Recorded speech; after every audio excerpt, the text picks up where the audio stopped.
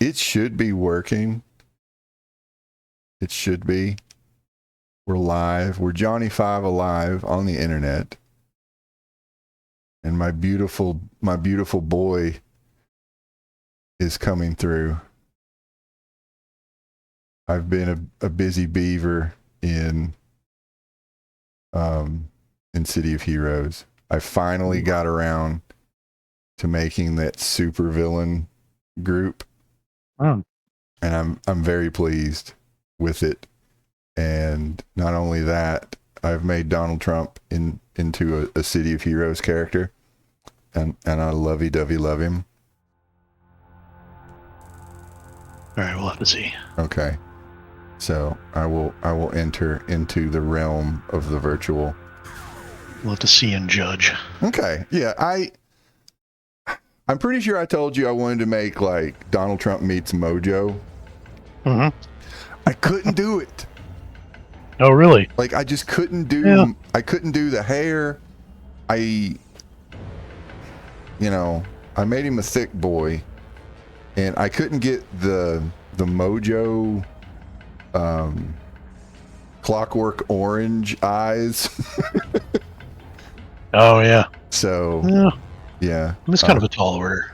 Yeah. So I made him. I am in Mercy. I'm in Mercy. So if you come to like the little starting area, I'll come show him off. And I made the villain supergroup, and I'm very pleased with that. So while you are finding me, because it will probably be easier for you to come to me because you probably have a functioning travel power. True. Okay. Now we're gonna say if you could guess me, but I'm sticking out here in the land. I stick out. I'm gonna try to find a good place to pose. Oh, never mind. Oh yeah. Oh, there we are.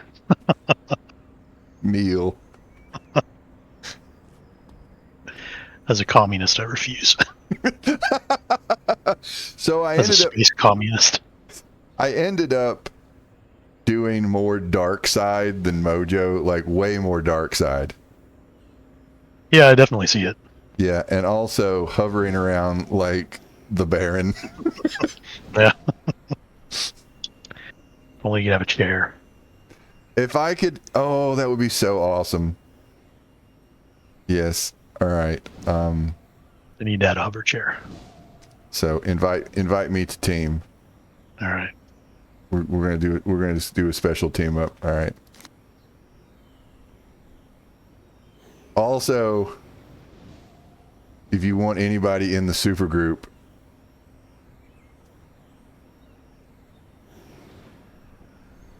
I am one of the directors of Eldritch Venture Intermundane Limited. We are evil. You don't say. Yes. In making the supergroup, I learned a new word. I didn't know what intermundane was. Intermundane. Which is apparently like a kind of a synonym for like interdimensional. I think it's like oldie talk of like between planets or whatever. Probably back before. I don't know. Oh. It's probably like a Latin dumb shit thing. Yeah, I kind of get how that works. Yeah. Like mundane, mundus world. Yeah. Okay. It's like interworld between worlds. Yeah. Yeah, me and Jess learned a new word. So, I know you're a communist, but if you want to join, I can invite you. Or if you want to make an evil corporate character. I definitely should do that. Yeah, I'm trying to get Jess to make an evil corporate character too, so. Yeah, I need to come up with a good concept. The only requirement is that you must have, like, whatever tune you make, you must have a costume that is in a suit. Okay. I mean, I can do that. And you have to come up with a bullshit, like let me see. if I can. Do I have like the settings? Yeah, the head is Ezorn, and he's Chief Eldritch Officer. And then director, president, middle management, cultist, and sacrificial intern. So so this guy's like at the board of directors level. So I'm trying to think of like bullshit, like whoever is a director, like what are they director of? Like some bullshit, like mashup business synergy fuckery. So you have to justify your position in the organization. Because it's merit based, right? Yes, I'm the director of hatred. No DEI here, right? Yes, I direct things from the top to the bottom. So, all right. So I guess set a mission, like not the clearing out the snakes, because that's like a level 5 mission. We can go to Port Oaks and Port Oaks. Okay, how do I get there? Somehow. Where's the? Oh, wait a minute. I can just go in my supergroup base and teleport there. Oh, that's true.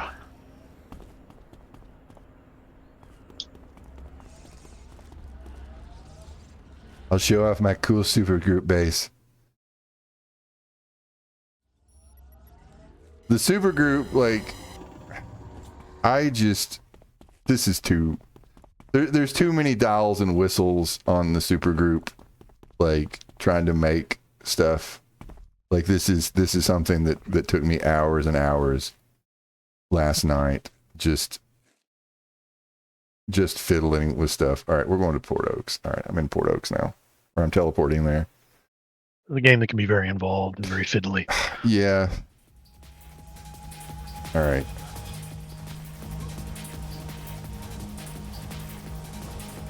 Also, I suggest just making your own supergroup too if you want to fuck around with a base.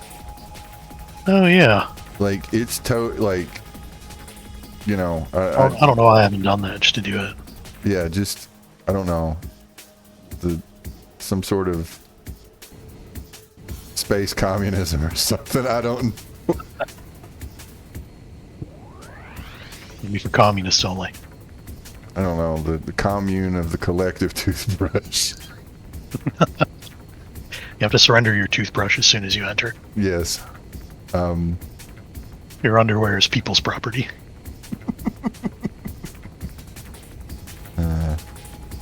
You sleep in people's bed. Oh my God. In Soviet Russia. Well, okay. Toothbrush use. You guys no help. All right, whatever. We've got newspaper. Oh, no. Everything here is beneath my notice. Okay. Do you... What level? You're... Let me find a contact here. Okay. While you're doing that, I have a funny story. Or am I going to break your brain if I start telling a funny story? Nah, probably not. Okay. Pretty much all my contacts are in Cap right now. Okay, we'll just go to Cap then. That's fine. Yeah, it'll be fine. As soon as I figure out how to get there.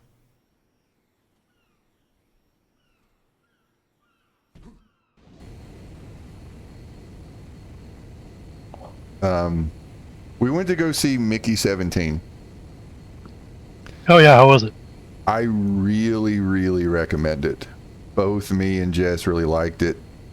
I didn't like it as much as the substance, Okay. but it's on that level of recommendation. Okay. And yeah, I didn't realize Mark Ruffalo was in it, and he's wonderful. And oh God, what is her name? She was in Hereditary. Claudette. Claudette. Like I can see her face, but I'm not coming up with her name. Tony. Oh. Tony. Tony Collette. Tony Collette. Okay. You got me there. Okay. Yeah. They are wonderful in that movie. and there's zero politics involved in it. There's no politics at all. It's a movie completely devoid of politics. A good apolitical movie like they used to make. Yes, back before everything got woke and critical of things. Apolitical movies like RoboCop. Yes. Aliens. And I don't know. I'm trying to think of, and They Live. They Live. Return of the Living Dead. Night of the Living Dead. It's like They Live, which might be the most political movie. I think it's probably the most political movie that John Carpenter has made, honestly. Oh, for sure. Yeah.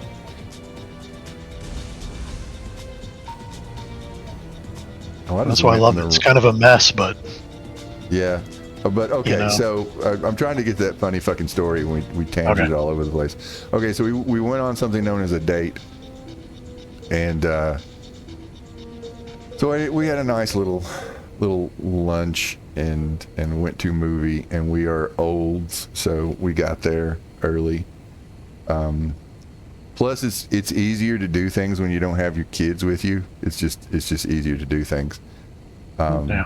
So we get to the movie and we get our seats, and the trailers are getting ready to start, and this little couple comes up to us at the tippy top back of the theater, and the dude is like, can you pretend to be our parents, because we're 17 and this is a rated R movie and we bought tickets for a PG-13 movie and we just came in here, so can you please pretend to be our parents? And the dude is like doing a fast talk, like, you know, he's doing a negotiation, and my knee-jerk reaction is like, this fucker thinks I'm old enough to be his dad. Not realizing until, like, you know, a couple minutes later, it's like, no, I'm 27 years older than this guy. Yeah. That sinks in. You're like, oh wait, I am. Oh yeah. Yeah, we're point to you, kid, I guess. Yeah, so he's super nervous, and because, you know, he's doing something he's not supposed to be doing, but he's can you just get a newspaper, mission? Oh, maybe I can get one from here. You should be able to get a newspaper here. Yeah, there you go. There you go. Steal a weird weapon. And it was just it was weird. It was funny. You know, I'm glad we have the story. He kind of kept talking to us, and like, just me and Jess were like, what the fuck, dude, you all right? Like, at one point in time, I told he even offered to, like, I'll give you $5. Like like, number one, like, that is something that would get, like, that's an amount of money that would get me to, I don't know, compromise my ideals or get in trouble with the fuzz or whatever. Can you set mission? $5 all right. Because otherwise I'm just following behind you. All right, we're getting a weird weapon. Okay. I'm best at this game. Don't question me. Number one Stardew Valley player. But yeah, and I told him, I was like, hey, I've seen a lot of movies. Once you have the ticket, I've never been carded. Oh yeah. Like, you, and, you know, after the fact, Jess was like, just don't loudly say that you're not supposed to be here. Because he was kind of doing that. Yeah, you gotta play it cool, man. Yeah. I get it. Like, might be your first time gaming the system. Yeah. Also, I thought of later, you know, hey, he is only like 6 years older than my oldest. Huh. So, you know, COVID might have fucked with his experience, depending on, you know, maybe he hasn't been to see a lot of movies or whatever. I don't know. That's true.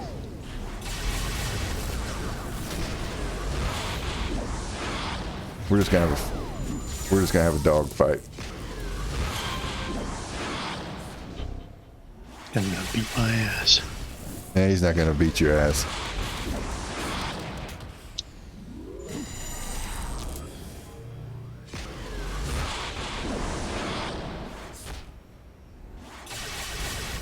Oops. Are you gonna make it? If I run out of blue, I'm gonna get my ass beat. Help! Beat my ass. Lost all my blue. Ow. I don't have enough attacks yet. I'm too tired. There you go. Pew, pew, pew, pew. Ow, who the fuck just hit me? Was that just a delayed reaction? All right, I'm gonna have to have a nap time. I'm gonna come in for a landing. I'm gonna sit on him. Teabag him. All right. So I take it you did your homework. I did. Wonderful. Successful. I am curious, because this was your first time watching that episode of Black Mirror, yes? Yeah. Okay. So if you want, you know, tell me as much as you thought about it. Any feels, goods, bads? Yeah, I mean it was overall a good episode. It was generally not as bleak as as some of the Black Mirror episodes can be. It's kind of I feel like it's the episode of Black Mirror for someone who maybe doesn't like Black Mirror. I mean, it would be a good intro episode. Yeah. As opposed to like the actual first episode of the show. What do you have against bestiality? Well, I hate freedom. That's my problem. Oh god. Which, I mean, yeah, a great episode and fairly prescient. Yeah. In its own way, but yeah, you know, it's, and there are a few of those Black Mirror episodes that aren't, you know, just total feel bads after watching. And it's nice to have those as kind of palate cleansers, I guess. An episode that has a fairly happy ending. Yeah.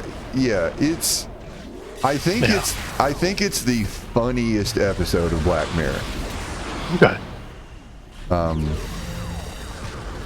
Because I watched it with Jess, and she has seen it before. She was actually kind of happy to watch it because she does like that episode. And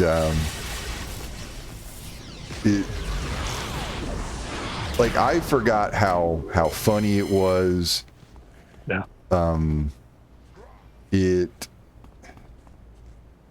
I'm also I wanted to watch it, that particular episode, for the comparison between it and Ready Player One. And oh yeah, because Ready Player One is very relevant to that episode for a lot of reasons. But you know, I'll go in, you know, once we drain this episode, I can talk about what's on my brain regarding that. But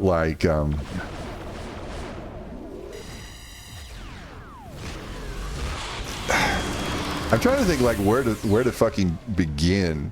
The thing that I want to say is, did you catch the Kirsten Dunst Easter egg? No, I don't think I did. She had a walk-on part in that episode. Oh, really? That I was like, I've seen this episode I think like 4 times. And I actually did one of those things, like I went through and paused it and found an Easter egg. Like I'm fucking Wade Watts out of Ready Player One. And now you get the prize. Like, yeah, so now I get to have the keys to the Oasis. But like in the first 5 or 10 minutes when Kristen Molati? Mm-hmm. Am I saying her name right? That sounds right. Okay. Yeah. Okay. So she's getting like showed around. I can't remember if it was by the buff guy who was Ricardo Montalban or is it Jimmy Simpson? I'm horrible with fucking names. The guy who was totally the blue shirt that was the like person who actually ran the company. Oh yeah, I can't remember his name, but he's a guy that I like. I've seen him in a lot of things. He's in It's Always Sunny in Philadelphia. He's a pretty funny character, but he's one of those guys. Yeah, I think it's Jimmy Simpson. I'm not entirely sure. Okay. I'm engaged. I should fly. Oh shit! I died in accident in the hospital. It's fine. It's fine. I don't think I'm gonna make it. I need another attack. My attacks are not coming back quick enough. There we go. He did. Can you fly, Boomer? Not no more. You can't. So she had like a walk on, like she just kind of walked over to the side. Like I paused it and like all the Netflix information literally covered her up.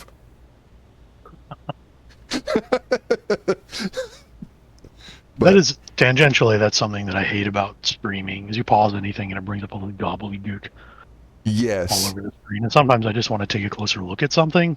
Yeah. So let me do that. Goddamn. Anyway. Yeah. Yeah, that is. If you were kind of in it.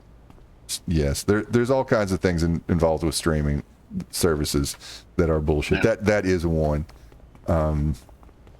So I am not going to make it without you here to get punched. I'm coming. That's okay. No worries.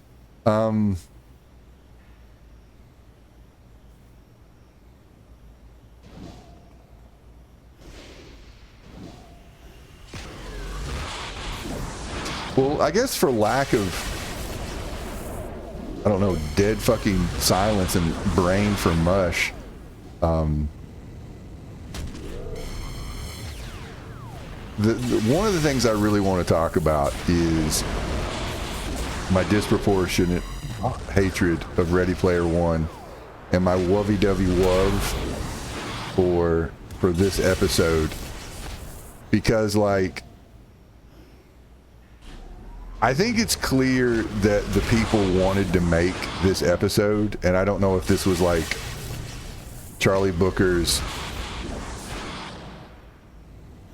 like, I don't know how long he wanted to make this. Like, he wasn't the only writer on this, and I don't know nothing about the other person that like helped him write this one.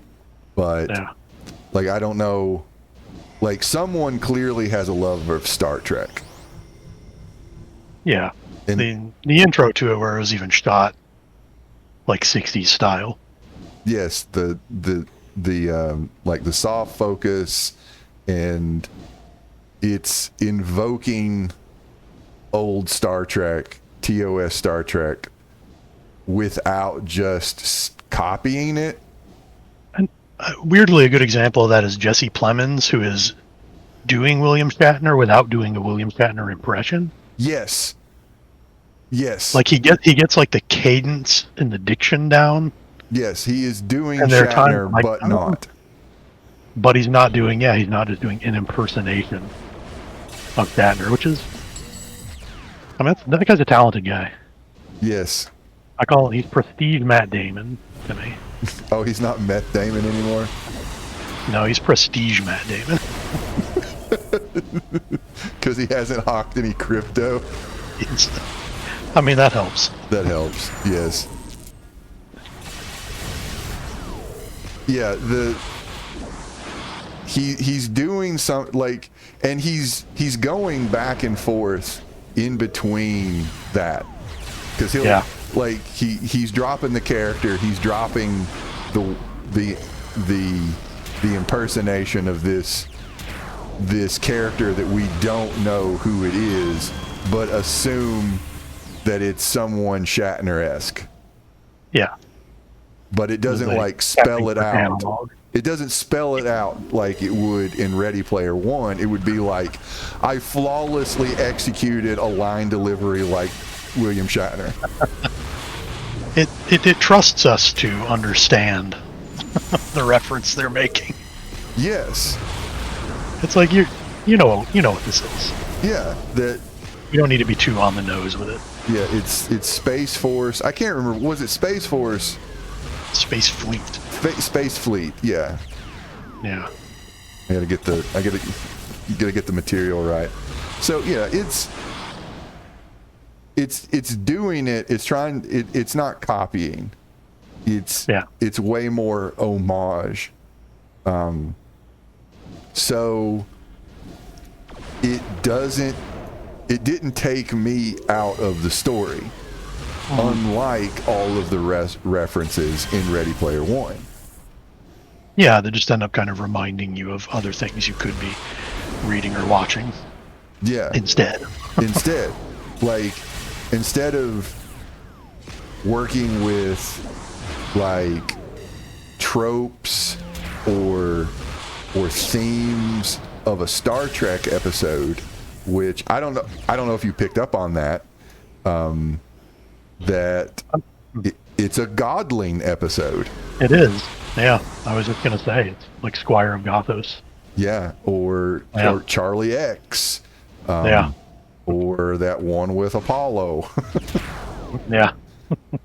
And for anybody in the future who's listening to this and you don't know what the fuck we're talking about, like Star Trek, the God is an asshole, and logic and reason will best a capricious asshole God. There's plenty of episodes of that, and making children with supreme powers, basically. Yes,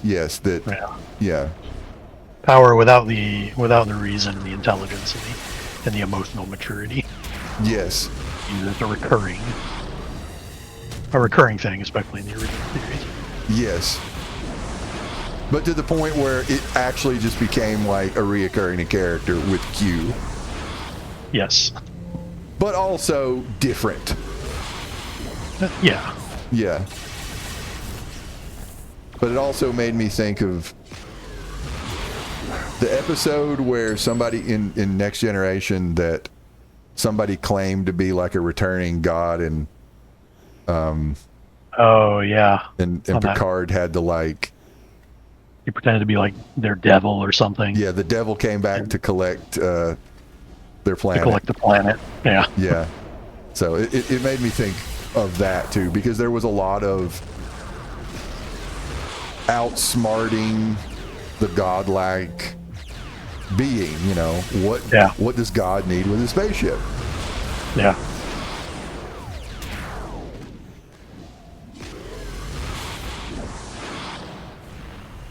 And kind of like turning some Star Trek tropes, I guess, on their head, where TOS is it is of its time. It's good. It's better on race than it is about gender. Yeah. See, and still, it did a few things right on that front. So not to totally shit on it, but yes, but it is still better on. Yeah. It is of its time. but And that time was the 60s. So. and it was the 60s. So you have like this godling asshole, totally not William Shatner, having every woman and person of color and other, like, just completely trapped in a hell simulation, which it's also a holodeck episode, kind of. Yeah. It's all in a constructed reality. Yeah. But instead of coming out and saying, it's a holodeck episode, you have to get out or you're going to die, which, there's plenty of those episodes in Next Generation and Deep Space Nine. I'm going to go level. Me too. It actually ends like the second Moriarty episode in Next Generation. Oh, shit. You're totally right. And I didn't think of that. You're totally right. Sub simulation. And it's an entire universe for him to fuck around in. Yeah. Holy shit.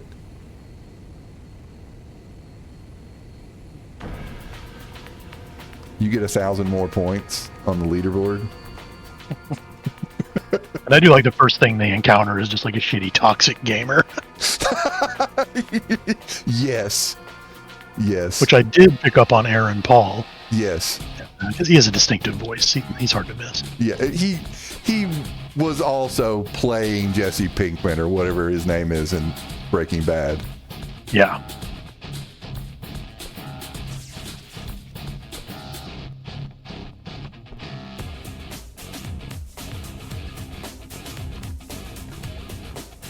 Are you going to trade? Oh, God. All right, I am ready for more shooty shoot.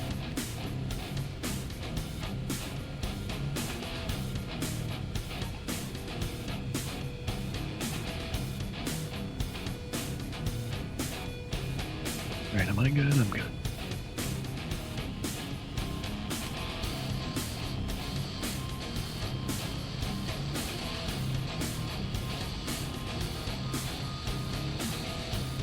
No kidnapping, thank you. No kidnap. Hard pass on kidnapping. Yes. I mean, even the closest thing to like a straight up Easter egg is the taking away the one character's face so she can't breathe. That's straight out of Charlie X. Yeah. And, that's a way of underlying a point that, here he is godlike and no one should have that kind of power over other thinking and feeling beings. Yeah. So the kind of fathers knows best in space, abusive dad, abusive boss. Yeah. Fragile white boss man. Stuff about like bodily autonomy. Like major incel vibes. Yeah. And like, because he gets so butthurt when he finds out she's not attracted to him. Yeah, because I mean, or not in the way like that she's got an attraction to like his work. Like she looks up to him. She respects him for his mind, for his work on whatever Mamorpaga they make. But it's like, which is pretty good, really. I don't know. I mean, that's good. That really is. Oh. Yeah. I mean, that's a start. Something. Yeah. It's like, I'm sorry, you're here to work and not, I don't know, digitally clone your coworkers. It's ethically problematic. I mean, and it's like, there's levels of like bodily autonomy. Like, and I don't know if you heard that, what was it, 23andMe just did. Oh, yeah. Just had a bankruptcy. Yeah. So I don't know what's going to happen to whoever's genetic data. I don't know if they're just going to become. They're trying to sell it. They're just going to digitally clone all the people that this episode of Black Mirror is now a documentary. And make clones of us to torment in virtual space. Yes.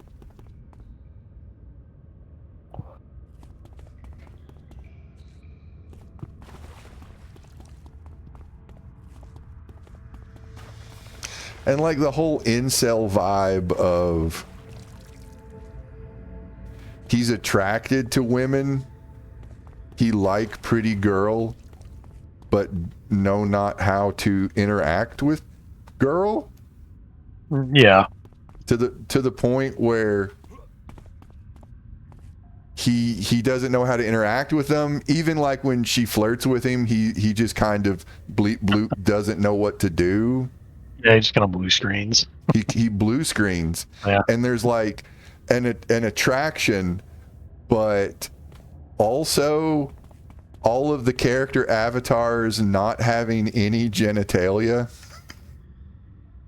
Yeah, and like, yeah, at the end of a mission, he gets to kiss all the girls, but as the one woman points out, there's never any tongue, right? And so there's definitely some weird psychosexual stuff. Yeah, there's some stuff going on there. Yeah, I mean, yeah, like there's another way where this turns out where it's just like, I don't know, heaven commune in space where everybody's just fucking. Yeah. Like definitely there's problems with invasion of there's definitely ethical and legal concerns in this digital hell dimension, but I think you could have won people over a little bit better with, I don't know, some Mormon style cosmology.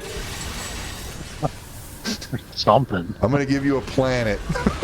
Here's a planet. Yeah. Here's your fuck planet. Or, making the whole thing a really maladaptive power fantasy. Yes. Because it kind of made me think about the way that, like, I engage with video games and the fake characters in video games.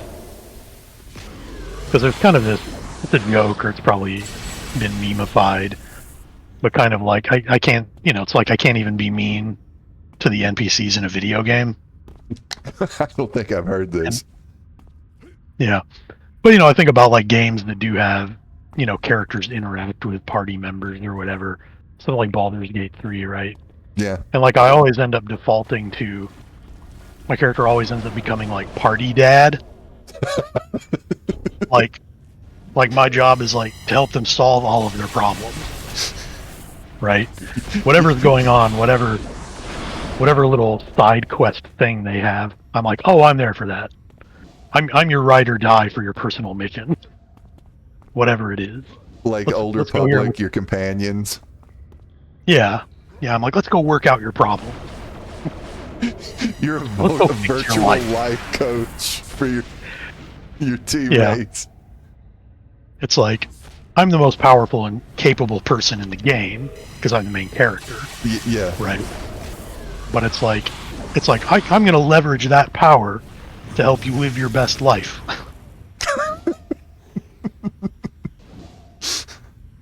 I'm going to help you. I'm always like, yeah, you can do it. You can get through this.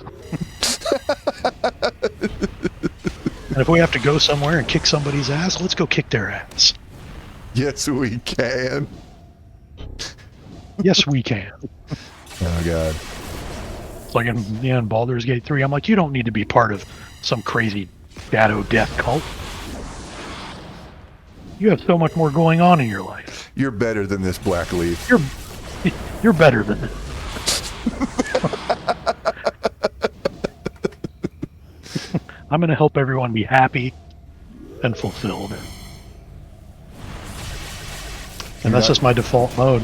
I'm always party dad. Okay, you're not gonna have like a virtual sex dungeon. Yeah, no. Like I never even do like romances in video games where they're Okay. available. Like there's just something weird about it to me. I don't know. But again, because I always default into like party dad, like it just feels like it's not correct. Hmm. Like I'm party dad. All right. I'm here to help everybody. I'm not here to bang people. I always did it in the Old Republic. I did do that. And also Stardew Valley, which that's weird playing that with your wife and partner. Oh God.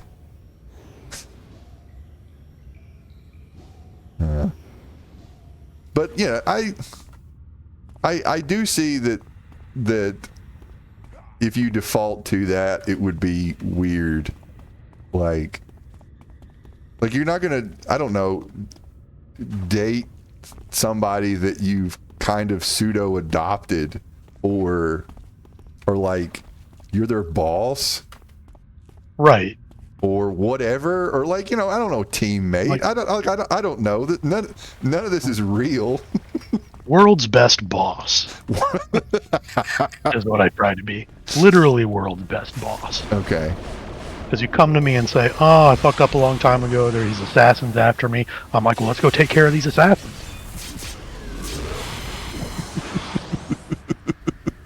They make a mistake. I'm like, "It's okay. Everybody makes mistakes. You can't beat yourself up over it." Okay, you're doing the D&D leadership.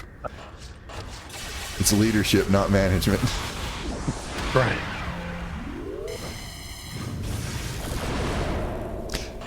But like I'm wondering if this is like commentary on your boss literally owning you. Oh, for sure. Like, and I didn't even really think of that. I thought about like the bodily autonomy kind of angle, by taking away Kristen Milioti's space pussy, Yeah. which was a good joke. Yes. And also like underlining the whole that people have genitals, and they might define exactly who you are, but like that is an aspect of being alive, and Yeah.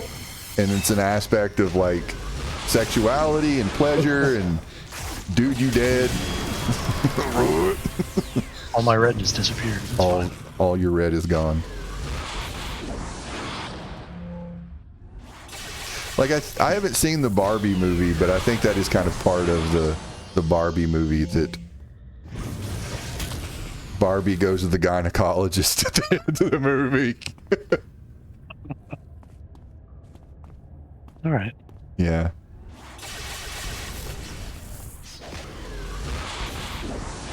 But just having like that part of someone's experience completely shut off against their will, Yeah.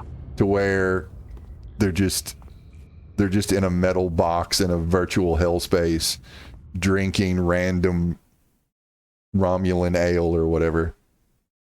Yeah, drinking your space booze. You've got nothing to do in between in between missions, in between jobs. Like literally masturbation is off the table. Yeah. When literally your shitty boss shows up to make you kiss his ass. Yeah. Yeah. It's just, oh, I leveled again. All right. Level. Yes. As soon as I figure out where the fuck I am. All right, I'm gonna go level. Should probably take flight.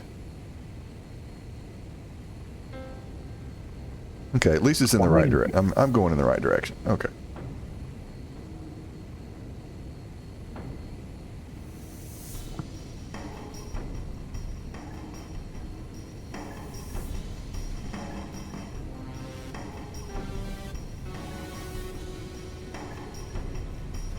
I don't remember when in Black Mirror they started doing the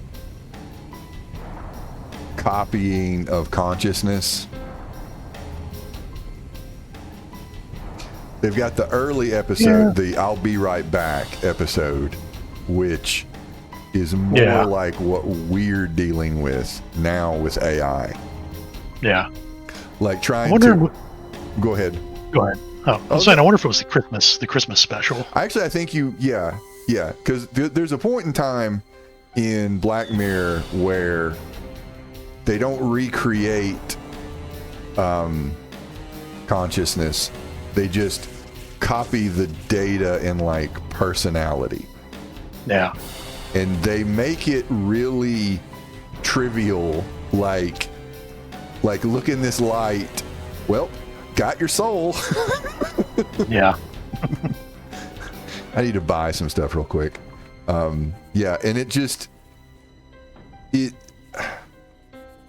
I feel like that is actually scary. That the idea that it's easier to just copy something than to actually create like an artificial intelligence. Like the way that we're going to actually have robots is to just copy some random person who needs their student loans forgiven. Like, and then we're in like Warhammer 40K, where you've got like, I don't know, people's brains wired up to computers, and like your only job is to open a door. Because artificial intelligence is forbidden.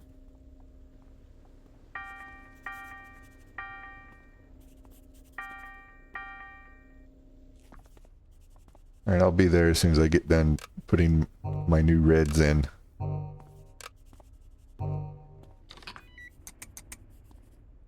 New reds.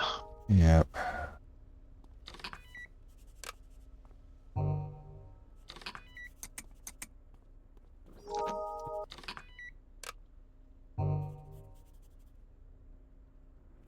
So yeah, I think it was the Christmas episode.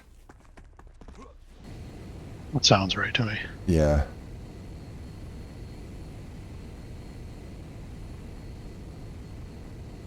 It's definitely an idea that they like on the show because it just keeps coming back. Yeah. This one's a little different in that you can just get someone's DNA and then boom, you've got them. Yeah. It's a little more loosey-goosey in that regard, but... It's science magic, just like Star Trek. Yeah. Yeah. It's fine. Also, is it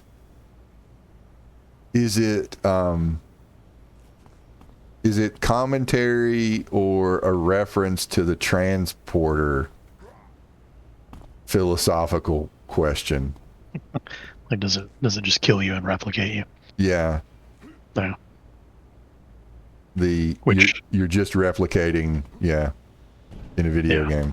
So in Star Trek, it's like, no, it doesn't kill you. Just process it. Don't think too much about it. Don't think, because if you think too much about it, you come to the inevitable conclusion that yes, it just kills you and replicates you. Yeah.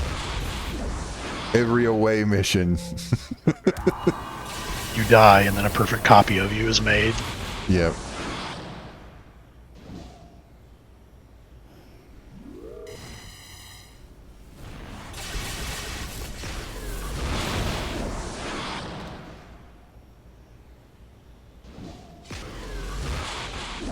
Whiff.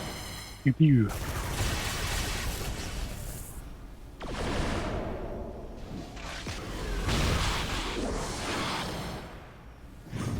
I'm certainly committing some kind of crime against humanity by killing these people with radiation. Yes.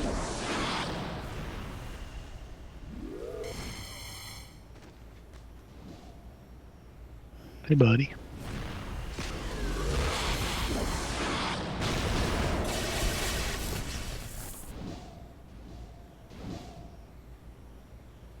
So I do appreciate. Oh fuck, that guy's purple. And he just threw a rock at me. A big rock. It was a big rock. Oh, he's coming to eat my ass. Fortunately, that he apparently only has one ranged attack, so I'm okay with that. And there it is. You whiffed. I know, user. But what the fuck was I gonna say? All right, it's lost to time. I don't know.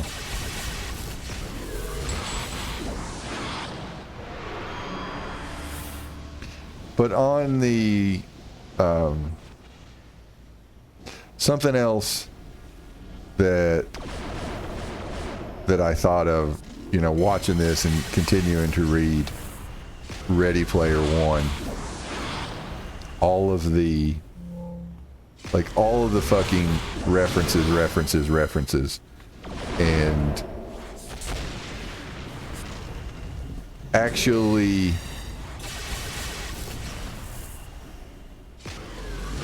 like doing homage and commentary. Like, I realize that can be like, I don't know, maybe in the eye of the beholder or, you know, whatever, when you get into some, I don't know, Quentin Tarantino or George Lucas-y kind of stuff. Yeah. But homage versus imitation. Yeah. Yeah. And the just kind of copying of stuff and references, like the references are just like photocopied, like little tidbits in Ready Player One. And yeah, without any real substance, no analysis for sure. Yeah, there's zero commentary. It's just, hey, this is a cool thing I like. There's nothing to that.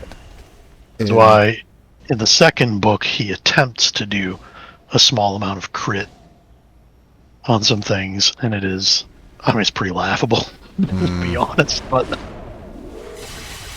that's the entire book. It's all laughable. But anyway, that is a tale for another time, as Mako said.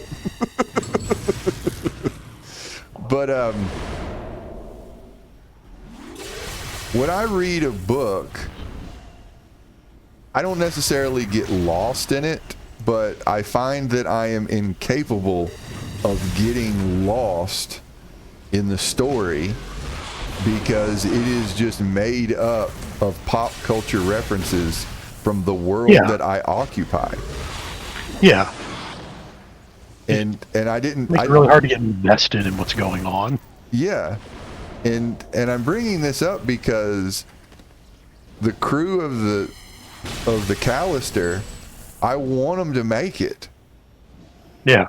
It's like, oh, and in a way, it's really the stakes in Ready Player One should they're greater than in the USS Callister, but they feel different. Yeah. Because I don't give a shit about any of the characters in Ready Player One at all. No. I can name them, but I don't give a shit about them. Like, I don't want them to, like, die or anything like that. I'm not like, maybe Wade. I just want him to get better.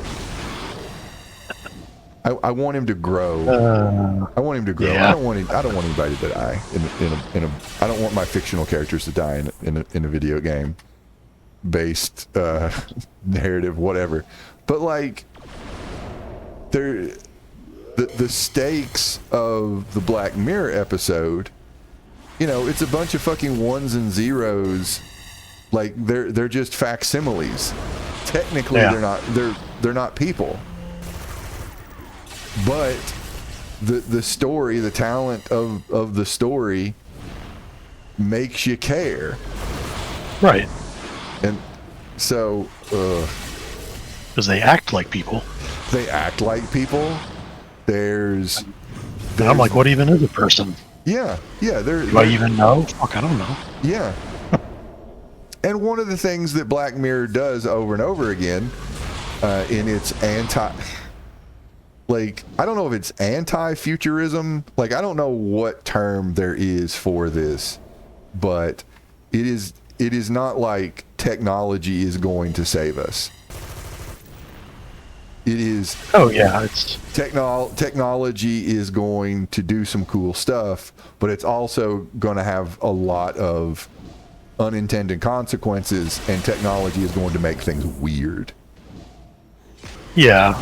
The vibe I've always gotten from the show is a kind of the disappointed idealist, Okay. right? And it's kind of like you have that Gene Roddenberry view that technology was going to make us better people, Okay. right? That it would solve our problems and it would free us from a lot of the baggage. Again, you could say by freeing us from a lot of the baggage of our material conditions, Yeah. and that would enable us to grow in a moral sense. Yeah.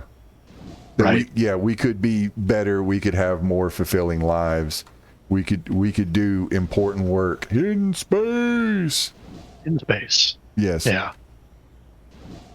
And then that will solve a lot of the problems that we have. We will become better people through science and reason and technology and all this. But then, the life experience of the last few decades, like looking at that and wondering, man, is that true? Yeah, there's It no. might just not be true. Yeah. Is technology actually making us worse? Because it's technology Yeah. through a capitalist lens. That's my exactly. take. Yeah. Yeah. It's the enshittification of things. Yeah, in shitification. Like, I've used Discord hundreds of times. Why did this time it show up in my Marvel Puzzle Quest that I'm on Discord? Don't do that. Yeah. And when I turned it off, Discord wanted to know why I turned it off, and I picked other. I don't want this shit. I didn't ask for this shit. Yeah, I didn't ask for any of it. I think it's So- a bank time. All right, I'm ready. I'm ready for robbing a bank. Set the mission, big fella. Hello.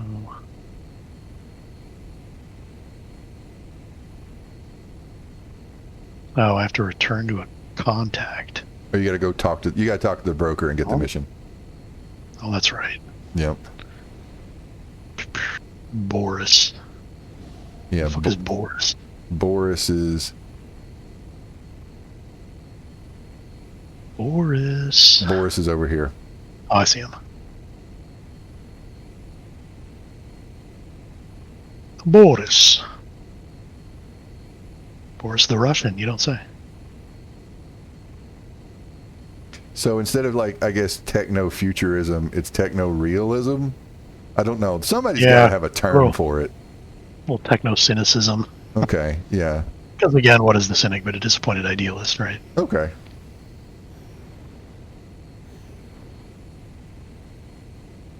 Rob Skyway City Bank. Yes, please.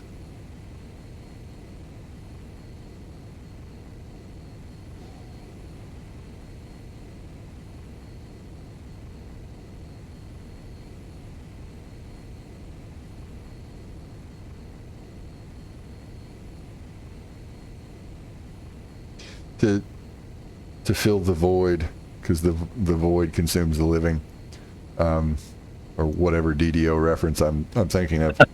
Yeah.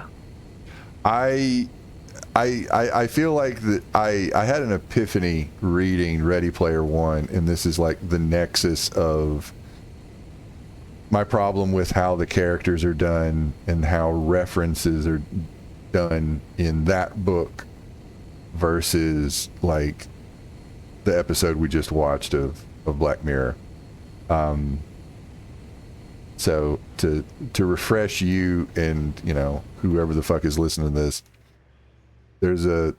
there are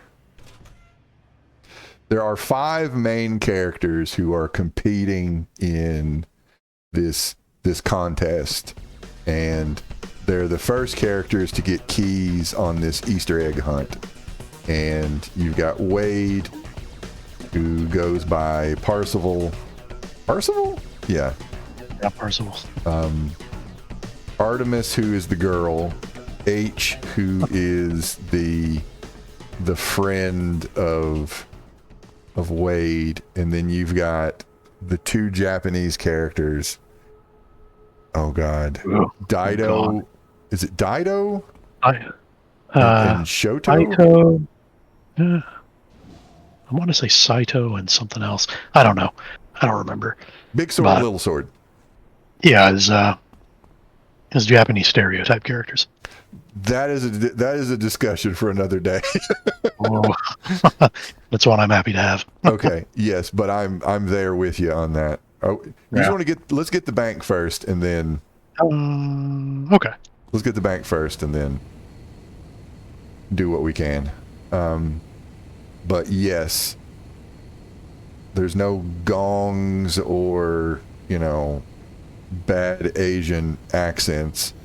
But yes, let's just say they're incredibly honorable to a fault. Yeah. So I actually got to a part in the book that I actually liked. Okay. And Ernest still fucked it up. All right, we got bogeys behind us. Oh, come on. I'm gonna fucking Just die. got here, guys. Oh shit! Well, because they will protect. Oh, I'm dead. I'm going to jail. You're fucked. And I'm going to hospital. Yep. Oh, you are. Oh yeah. You're dead ski. Right. Okay, so the 2 Japanese characters, they're brothers in a video game. And so they're going to get one of the doodads, getting one of the MacGuffins, one of the keys, or I can't remember. Yeah, they're getting the key, the second key, and a bunch of the Sixers, the IOI people, have them cornered in the video game, and the older of the 2 turns into Ultraman. Uh-huh. And fights off a bunch of the Imperial soldiers, essentially. And I remember, and I actually really liked the scene, but I would have liked it more if this character had done something cool and not just morphed into Ultraman, and Ultraman took over the scene. Yeah. Like the more I thought about it, the more I didn't like it, because it takes away from the heroic sacrifice of this character, because in service of the reference. Yes, to just be a reference. Because while these 2 characters are trying to get this key in the fictional world, in the video game, the IOI people break into the apartment of the Dido, and just fucking throw him off the roof of the apartment, killing him. Yeah.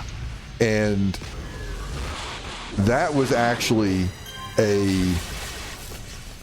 that whole interaction, I think should have been the first death.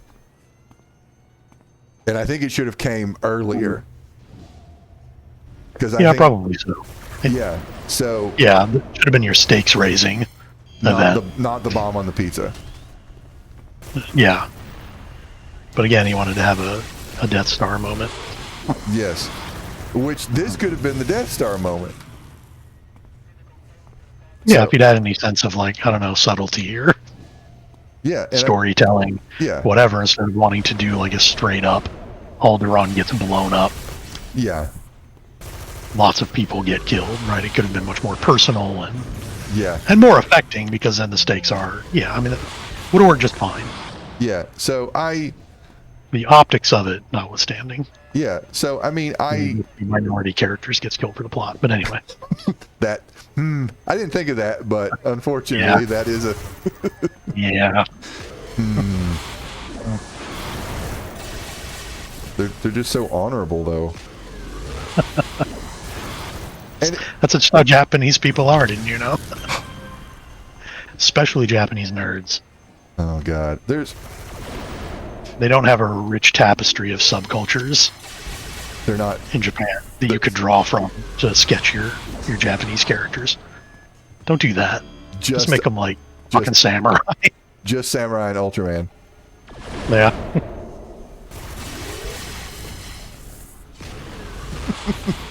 Oh God. It's just. Okay, I don't want to get too much in a tangent because you know what I was going for was, you know, stakes and a character's time to shine is just in service of another Easter egg reference, just another thing that the author really lovey-dovey loves. Yeah. Just Ultraman. So yeah, instead of like a heroic sacrifice from a character that you like, say, I don't know, trying to get the engine online in the Callister. Yeah. And then it's also kind of a reference to Kirk and Spock sharing a moment, but very different. Yeah. Instead of like, oh, my friend is dying, it's, well, we used to be friends and I'm fucking sorry. But, but, you know. But you are a piece of shit. You're a piece of shit and fuck you to death. Yeah. So, yeah. And, yeah. Like, I don't know for a fact that he's going for, you know, undiscovered country where Bones is like, doesn't this guy ever shut up or whatever? I can't exactly remember, but, you know, he's pulling, they're pulling from source material, and it works on its own, not just as, man, don't you remember Star Trek? Star Trek is awesome. Do you remember Ultraman? Ultraman is awesome. I love Rush.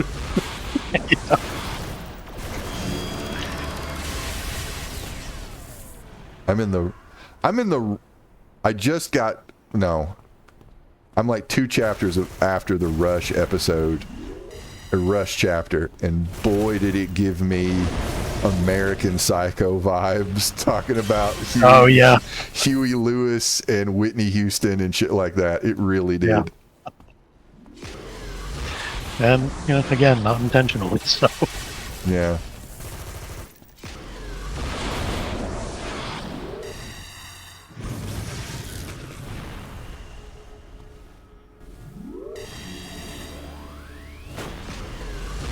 Yeah, just a general lack of self-awareness.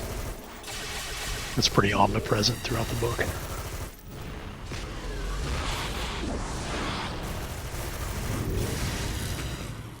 And like you said, whiffing relatively simple story beats.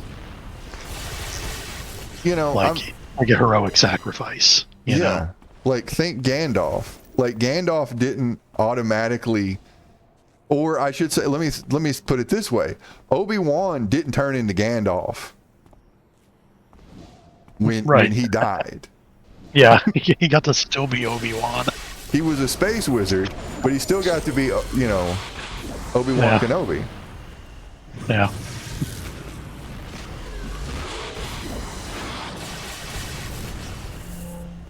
Strike me down and I shall turn into another character from a separate universe.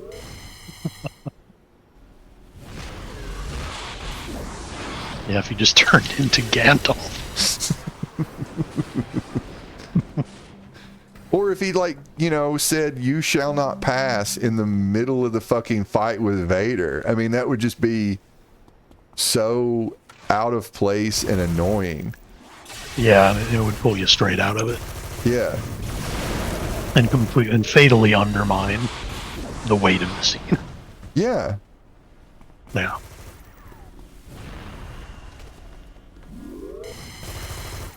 But Channel Klein is good at that, fatally undermining the weight of his own scenes.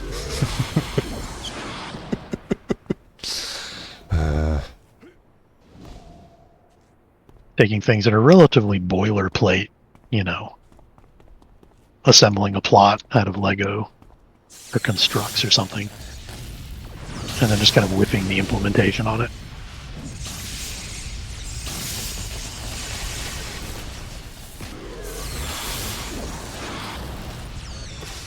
It's like, you know, I have not written a book. I haven't done it. At this point in my life, I don't think I want to. I mean, it's a lot of work. It's a lot of work. Unless you just copy everything from other properties, then it's pretty easy. All right, let's keep. Well, you left. Oh shit! I exited. Wah, That was wah. fucking muscle reflex. It's okay. If I just said it just 3 seconds earlier. Yeah. All right, I'm gonna level.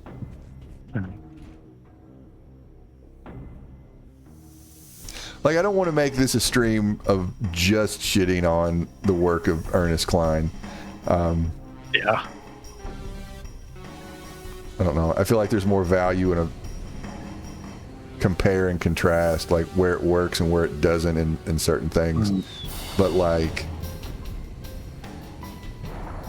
and how you do things that are referential. Yeah. Like, I mean, this fucking character is a reference. Yeah. Like the last 2 characters that I've made are references from my own personal art therapy for pop culture mixed with politics.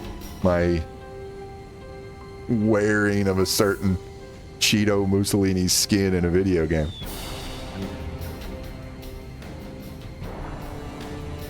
But I want them to also stand on their own.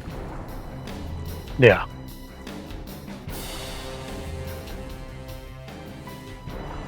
Yeah, 'cause I mean, a reference, you know, it's funny for a little bit, but, you know, then eventually that's just all it is. Yeah.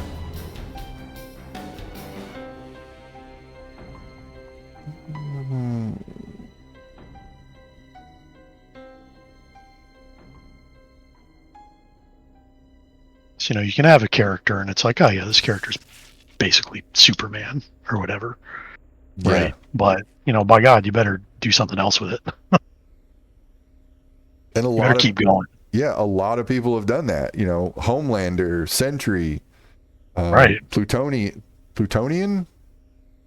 from Yeah, Irredeemable. Plutonian. Yeah. Yeah.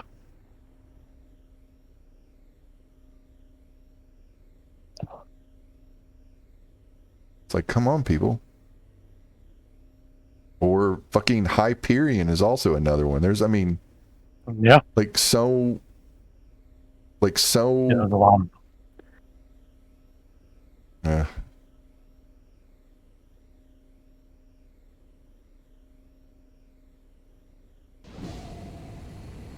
So you can tell a lot, you know, from parody and mockery. I mean, that's what gave us The Boys. Yeah. I should put some actual enhancements in my powers while I'm thinking about it.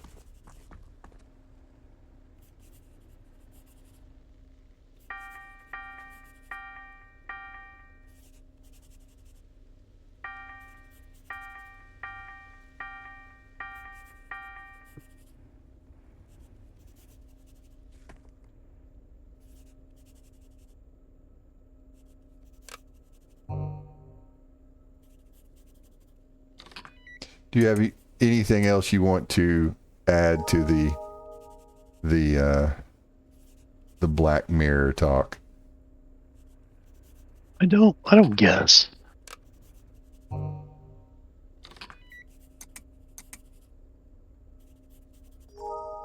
What do you want to do for the next bit of homework?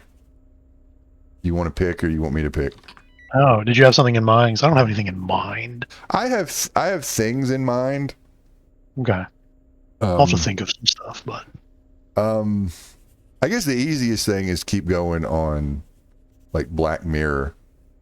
it's true. Do you want to watch an episode or another episode, or do you want to do Bandersnatch? Because Bandersnatch is more involved. That's true. I mean, I haven't done that yet, and I probably should at some point. So, I don't know, maybe that. You want to do Bandersnatch? Yeah. Okay, so future people, your homework is Bandersnatch, which is an interactive video experience, a choose your own adventure. It's a game. Yeah, it's a game basically / It makes me think of like the old FMV games when like CDs became a thing and everyone was like, "Oh shit, we can put actual video." there is some of that in there for sure. Kind of glorified choose your own adventure. Yeah, little stories. Yeah. Is this also what Night Trap is? More or less. Okay, so yeah, there's it's marginally more involved than that, but it's basically a choose your own adventure. Okay. While you watch video. Yeah. Okay. There is parts of that, and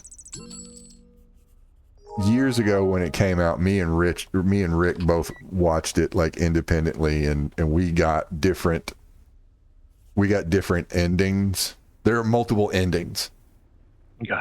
So that is something also to keep in mind, that I don't know. I can't remember how long it is. And I can't remember like if you can go back and like re-say like upload your save all over again. Yeah, I'm not I can't really remember how it works, because it's been several years since I've watched it or interacted with it. Is this the place? Yes, this is the place. I do want to see if Jess will help me choose the adventure, because it's more of a horror thing. It's more horror. Okay. I mean, I'm into so. Yeah. So, and it does. And there's also like, I guess, genre play. Like there's different, like just different things. Yeah. So.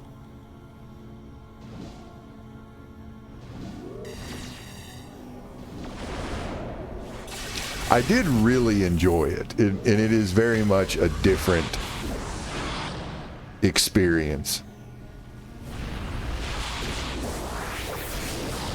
It's interesting there hasn't kind of more of that stuff. I mean, I guess it's probably pretty intensive to do. It's got to be expensive. Yeah, but I mean, the interface alone was probably expensive. Yeah. And I don't know if Netflix is doing that anymore. I don't know if you've seen how Netflix is trying to just do flat out video games in the stream. Oh yeah, I've seen some stuff about that. Yeah. And they just keep like recommending it and so forth, and Jess is like, no, I don't want to play a fucking game on my Netflix. Yeah, there are plenty of places to play games. Yes. I'm not sure I need that in my Netflix. Yeah, I mean, you need a killer app is what you need. as they say. It's something really blow people's socks off. Yes. You need a real humdinger. I need a real humdinger of a game. Whee!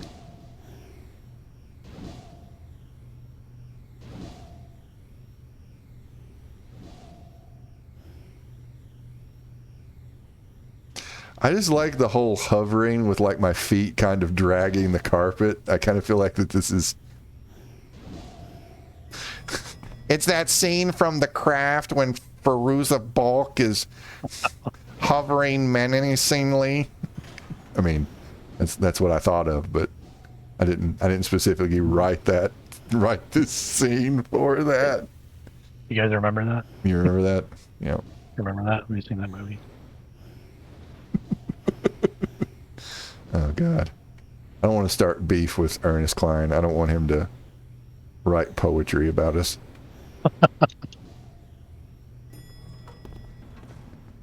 I mean, yeah, he doesn't particularly seem like a bad guy or anything, so I don't know. What is the Mo thing from The Simpsons? I'm a well-wisher, in that I wish you no specific harm.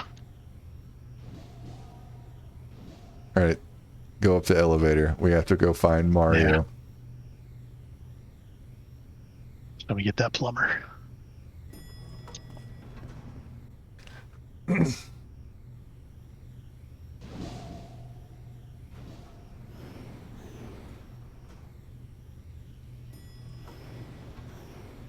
Also, and I don't know like what specific level of homework, I would like to read Ready Player One. Not Ready Player One. Transmetropolitan. I want to. Oh yeah. Because we talked about a little that. different. Talked about that like fucking months ago. That's something I've been meaning to go back to Yeah. for quite some time. So I figure throwing that into the homework, I don't know how that would work, considering I think it's like 60 issues. Yeah.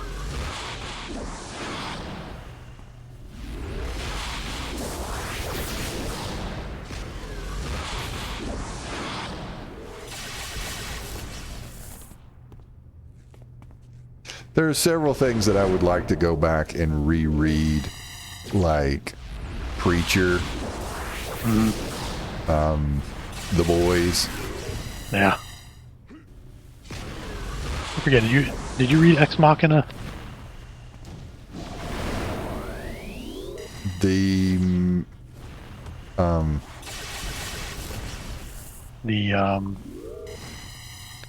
The superhero mayor of New York. yes. Yeah. Yeah. It becomes something else entirely, but still is about politics. It's very. Yeah. I really liked that. Yeah, I like Ex Machina a lot. I've only read it the one time. Yeah, same here. Jess tapped out. She read. Oh, really? Yeah, she read a little bit of it, and then tapped out. Too much New York politics. I don't know. I think I need to rest real quick. So don't get into trouble. Okay. I'm just gonna eye these goons menacingly. I have a more fully formed understanding of where I fall politically. I would really like to reread that and see things. Yeah. Yeah, same here. So yeah, we're gonna have to come up with a list, aren't we? Yeah, I guess so. All right. If you come up with a list, and I'll come up with a list, and we'll see, because some of this will be much more enjoyable than Ready Player One, and Yeah. and I'm usually reading something and watching something, not simultaneously, but like parallel art consumptions. And I'm in the home stretch on Ready Player One. Okay. And getting then, to the thrilling conclusion. yes. And I am planning on watching the movie again. Okay. Which I don't know if you've seen the movie. Yes, I did. Okay. Yeah. All right. I did. I mean, it's better than the book. I mean, I don't know. it's even Spielberg movie. He knows how to make movies. It's at least watchable. And it tries to amend a couple of things. I barely remember a fucking thing about that movie. It's not a terribly memorable movie. It's Spielberg's worst movie. Or at least the worst Spielberg movie I've seen. Okay. Oh, this guy beat me down. Oh man, they're just gonna kick the shit out of me. Nope. Oh. I'm gonna make it. Mario's run back over here. Oh, if I had a snipe. Oh no, he has longer range than I do. Oh, come on. Boo. I kept whiffing. Donnie fell down, go boom. See if he gets far enough away for me to get up. Probably not. I got up. I mean, basically, if I just hit him again, I would have taken him out, but... Nope, he's gonna corpse camp me. Yeah, I'll avenge you. Oh, he's just growing all those hit points back. Oh, Mario. He fucking Goomba stomped us.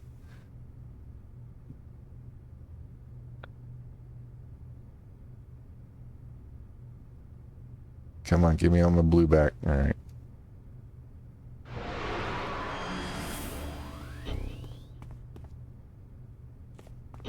Here we go. Come on. Fuck me. He's like, oh, wise guy, eh?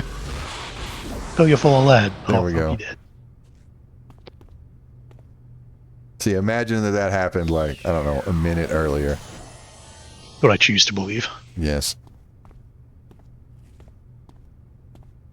And also imagine during my heroic sacrifice, I turned into another character.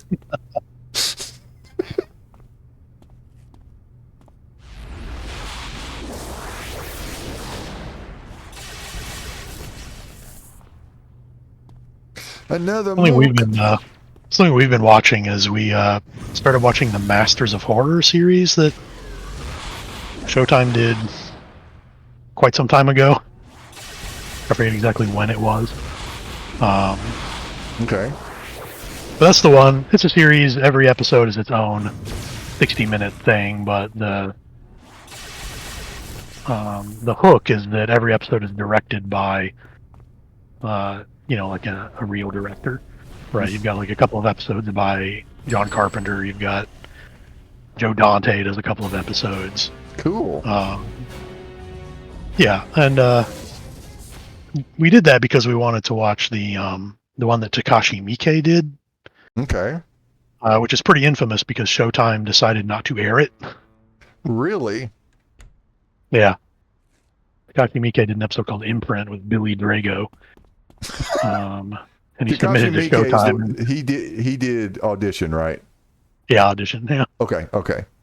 Continue. They submitted to Showtime, and Showtime was like, "Oh, we don't think we can show this So on pay cable." So did you see it? We did, yeah. We watched it, and then we decided, well, we'll watch the others. Okay. Just because why not? But yeah, so far they're all pretty good. There aren't any that are like stinkers. There's some that are weaker than others. I do like an anthology series. Yeah, I feel like it's well worth watching. What are you watching it on? In that regard. Crap, that was a good question. I might have to get back to you on where exactly it is. Okay. Because I want to say that I've got it in my queue on like Tubi or Amazon Prime, maybe? Yeah. I mean, it wouldn't surprise me if it's on Tubi, but only because everything is, but Everything's on Tubi.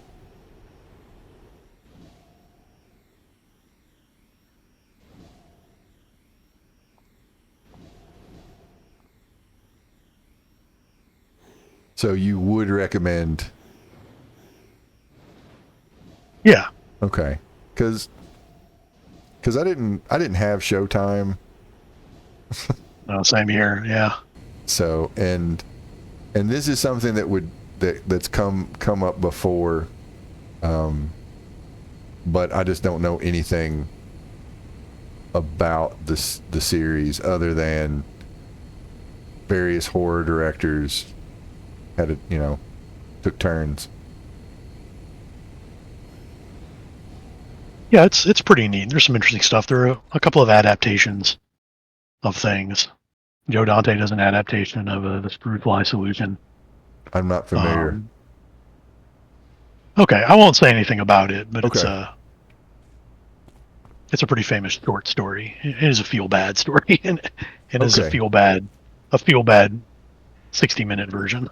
Okay. What is the story? The story of the Screwfly Solution is the Screwflies solution. The Screwfly Solution. Okay. Yeah, is that something happens and kind of starts spreading, almost like it's a disease. Okay. Where men start going crazy and killing women. Okay. Yeah, and that's probably all I'll really say about it. Okay. And this is a short story from when? Was it in the 70s? Okay. I think so. Sounds like Written by who? Written by James Tiptree. Was not the author's real name. I forget the author's real name. I actually only learned it the other day, but it was actually written by a woman writing under a pen name. Okay. Which makes sense. It does make sense, especially for the things the story addresses. Okay. All right. And Joe Dante's adaptation is pretty straight. He fills in a few things because I think the short story is kind of epistolary. It's kind of like somebody's journal or letter or whatever as the thing is unfolding. Okay. And he fills in some things that are mentioned. Okay. In that, but it's pretty straight, even down to the ending. Okay. Which he makes a little bit more dramatic, but he sticks very close. Okay. Got somebody on the left and right of us. Oh wow! I'm taking to. Oh god, they've got jetpacks too. Oh no, it's cheating. Dungeon Master. Dungeon Master, I'm the special boy who can fly. You're nullifying my flight ability. This is adversarial game mastering. You're railroading us. My immersion. My immersion is ruined.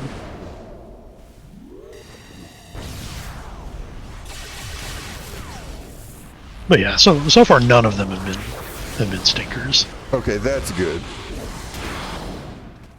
Like some of them are obviously better than others. Imprint is really good, and it's also pretty fucked up, and it's pretty crazy. It's one of those that the Japanese like to do. You'll never guess where it's going. I appreciate that. In a million years, you could guess where the story is going to go, and you will never get it. Because that Mike. And the funny story is when he agreed to do it, and he was excited to work for American television, because he's like, there's a lot of freedom in America for creatives to express themselves. Okay. And he's like, but at the same time, he's like, I know how Americans are, so I don't want to go too far for an American audience. So Imprint was Takashi Miike holding back. And Showtime was like, oh no. No, Miike, we can't show this. They ended up releasing it on DVD later, but Takashi Miike. Kind of love that guy. I've only seen Audition, in which I really liked Audition. Yeah, Audition is, He's also done a shit ton of like Yakuza movies. Okay, is that Ichi the Killer? Ichi the Killer is kind of more of a batshit. I think it's technically a manga adaptation, but he's done some more kind of, some kind of straight Yakuza crime movies. Okay. None of those. But he also did Ichi the Killer, which is bananas. Shoot me with your whatever gun. You got hit with the power of sound. Don't need that. But Mike's one of those guys, he can do whatever. Like he also, for the last few years, he's been general director on some show in Japan that's geared towards elementary school girls. Really? It's like some live-action magical girl show. Okay. Geared towards girls in elementary school. So, Mike, he's a man of contrast.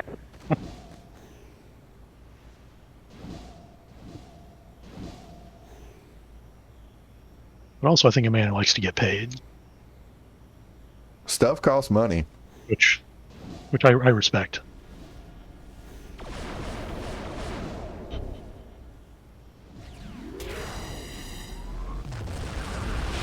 And as tying in with that, Masters of Horror was done by Mick Garris. Who, if you've watched any Shudder horror documentaries, you've seen them talk to Mick Garris.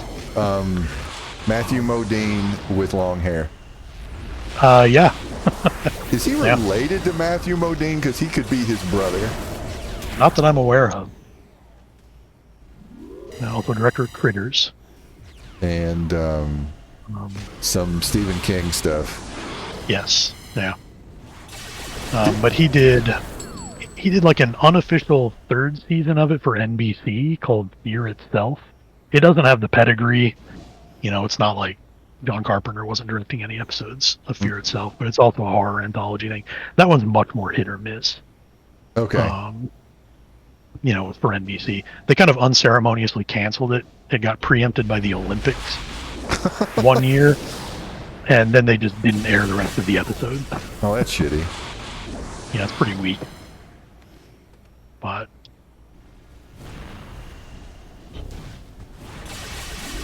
that one, it came out of the gate fairly strong, but then it kind of got really hit or miss as it went. But Masters of Horror is so far pretty solid. Well, again, there's some that are obviously better than others, but none of them are flat out stinkers. Having watched Audition recently, that does put that kind of higher on my list to watch.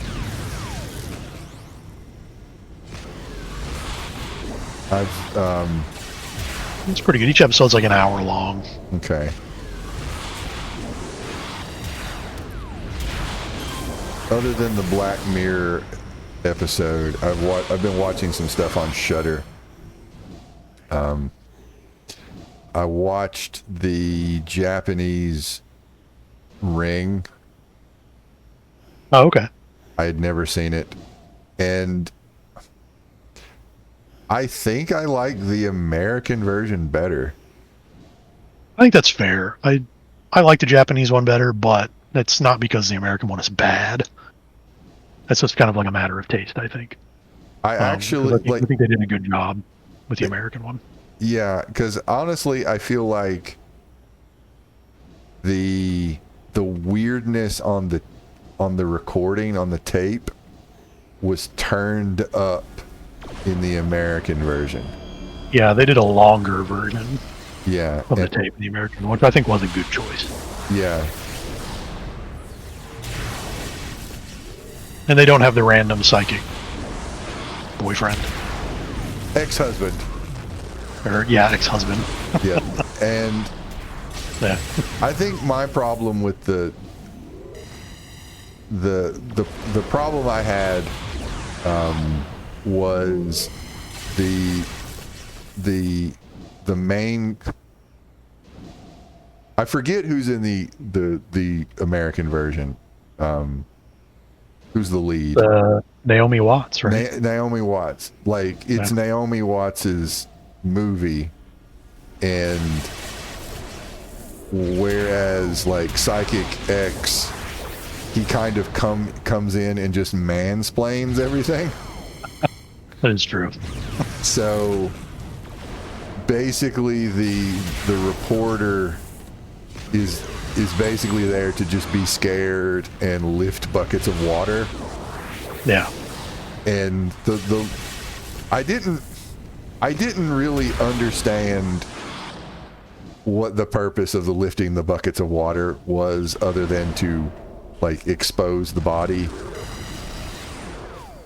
Like, yeah, I don't know. I feel like the American one explained stuff clearer without having someone tapped into the spirit realm who could literally just say, this is what you need to do.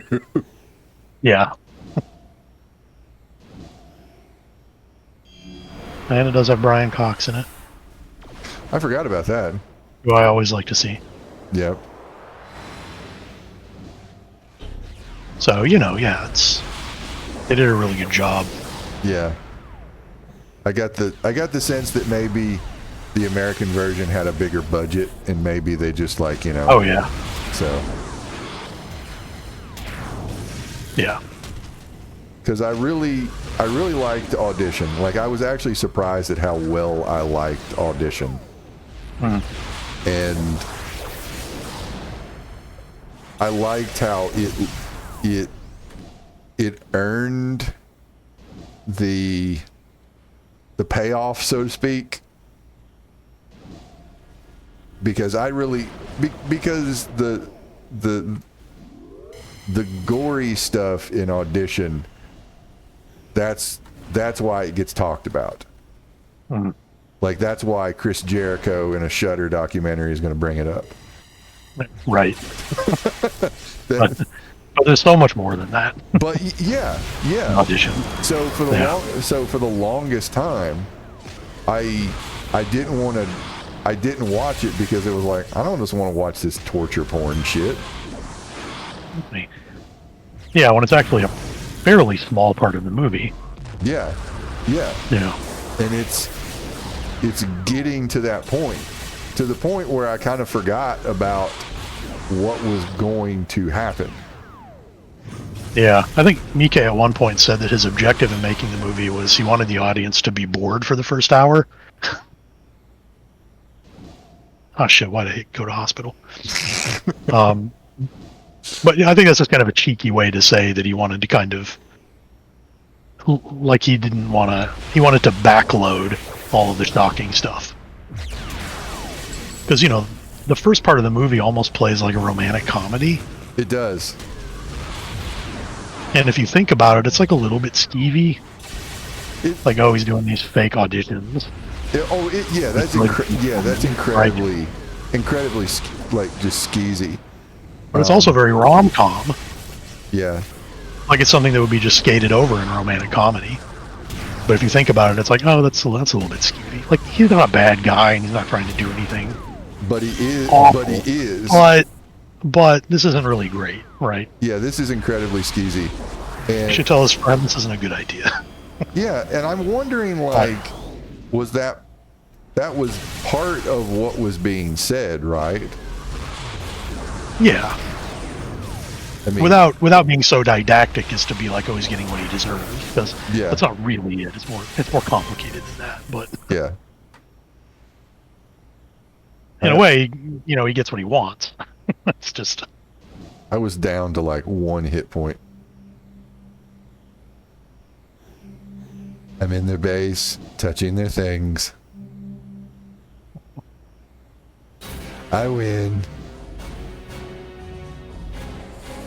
All right, success. But I really dug it. The ring, I was expecting maybe a little bit more. I think I was expecting more of the American version. The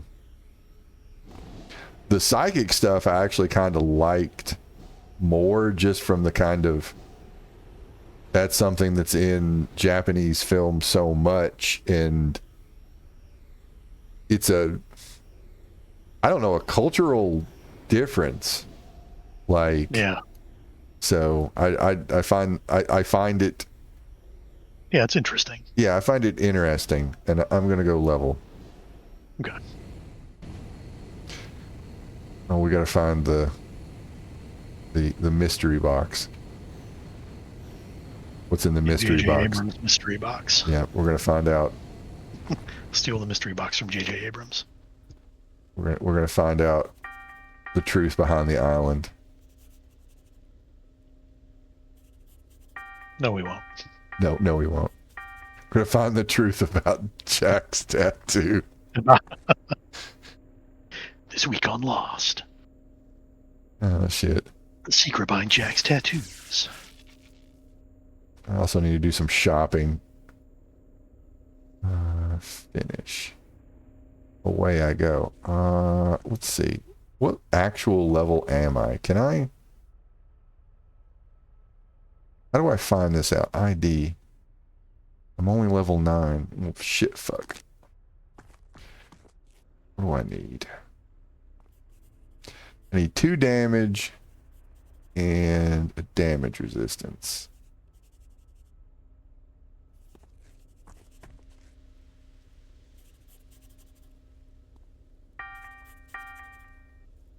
Defense buff.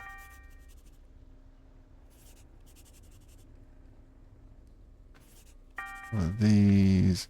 One of those. If I don't say this out loud, I'm never going to be able to do it.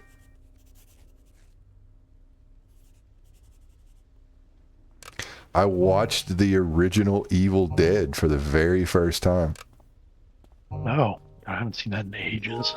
I had never seen it. It was, I think, maybe better and worse than I thought it was going to be.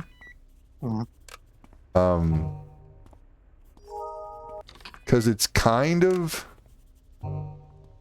it's kind of the second one, only like drawn out. Although they do have different endings. Yeah. And I was wondering where they were going to end it. The second one is pretty much a remake of the first one. Plus. With more money. Yeah. And more blood, more fake blood. And also, like, you know, it continues the story past. Yeah. Past. Because I was wondering how they were actually going to end the first movie. I didn't know how they were going to do it. But I think it's clear, like when I was watching it, okay, this guy's got talent. He's going to go far. Yeah. So, a lot of studio people felt the same way. Yeah. If I have like one critique about it, he mixed, and it's because he had like he had $3. Yeah. It was the special effects mixed too many goos.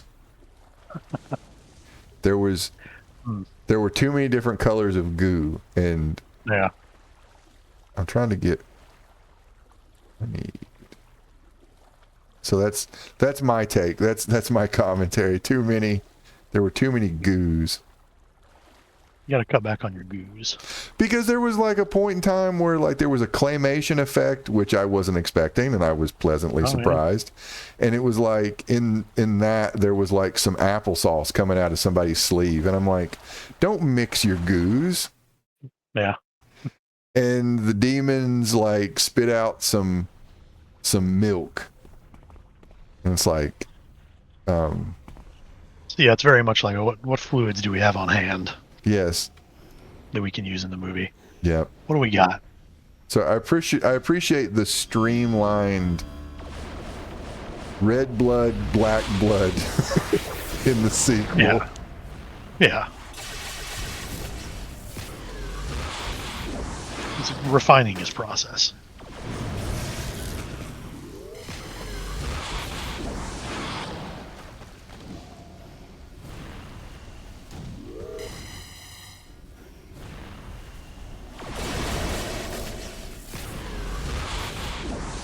a blast from the past, and maybe you've watched it or it's on your radar. A movie from the 90s. Brain Scan. Oh, yeah. Have you seen it? Yes. Recently? Not recently, but not like an age ago. I think Okay. the Scan is Brain Scan. That's the one with Ed Furlong, right? Yeah, it's got Edward Furlong and Magneto. Oh, yeah. I'm blanking on the actor's name, but yeah, a live action portrayal from the dude who voiced Magneto in the original X-Men series, or the one from the 90s. Yeah. His name's Dave. I think it was David something. He died 5 years ago. I had to look him up. But yeah, I watched Brain Scan like 2 or 3 days ago, and it's not a good movie. Yeah, I remember us kind of being like, well, I mean, there were some things in there that could have been neat, but... Yeah. Oh, yeah, and yeah, the whole thing ends up, like, having never happened, right? It was all a dream for your It was own all- good. Yeah. And that's, it's like, come on, don't do that. Yeah, it was don't do that. I think one of the most basic rules of screenwriting, or writing any story, because then you're just wasting everyone's time. I think it hurt that it was like PG-13 or something. Yeah. Because it was not, or I guess it was rated. I don't know. I feel like there was some fuckery involved because some of it's kind of gory, but then the language was pretty tame.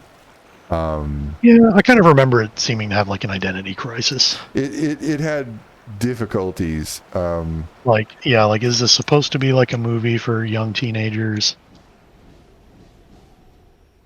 Like, Yeah. I will say that Edward Furlong was not good in this movie. No. Yeah, I remember that. But to be fair, he was 15 in the movie. Yeah.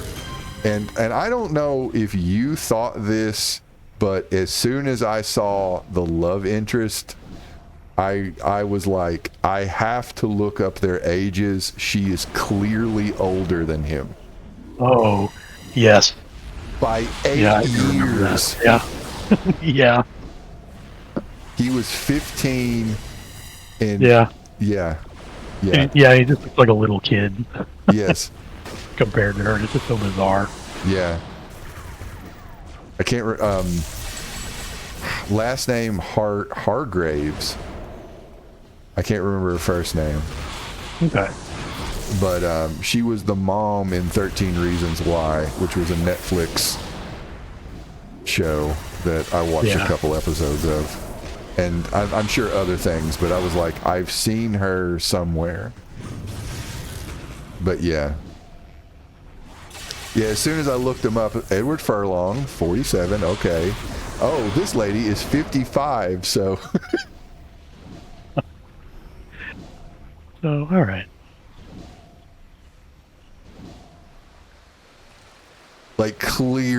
clearly older than him.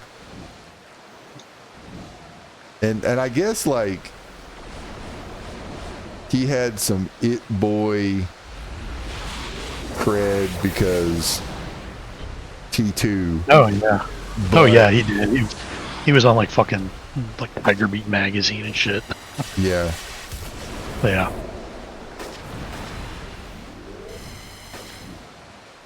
Also, the movie made me think of that Fred Savage, Howie Mandel movie. Oh, yeah, Little Monsters. Little Monsters. That the trickster character was just like a refined Howie Mandel. Yeah. To the point where, like, he's jumping around the room, dancing to whatever, and eating gross things. And I'm like, what the fuck is this? Who is this movie for? Yeah. Like Yeah, who is this for? Like we're getting side boob from the love interest who is 8 years older than the main character. Frank Langella is just kind of in it. And being the worst dickhead cop ever. So I remember watching that as a kid and liking it, and it was a bit of a I was like, I don't know, I was like 12 or 13 at the time. So however old I was in 1993. That was too long ago for me to think about. Yeah. I probably just liked it because I was like, that's the voice of the guy. That's the voice of Magneto. That's the voice of Magneto. Man. He's also in Earth Final Conflict. Oh God. Yeah. Earth Final Conflict, yes. Yeah. When Gene Roddenberry's napkin scribbled. Got turned into a TV show. I'm kind of morbidly curious about that. I've never watched it. Yeah, me either. It was on all the time. It was on syndicated shows. Yeah, every time that they should have been playing Babylon 5, they were playing that. And Earth Final Conflict. Yeah. Earth Final Look, Conflict. I get it. Major Barrett Roddenberry had bills to pay. I get it. Okay. It was a psyop against Babylon 5.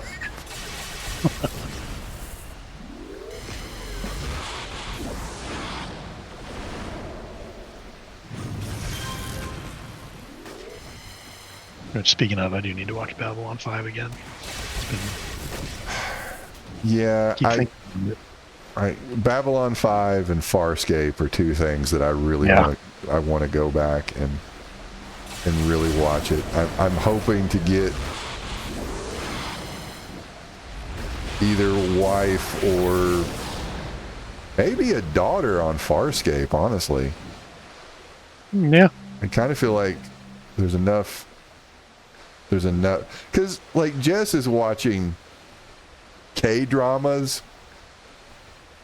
Like she is really fucking into K-dramas right now.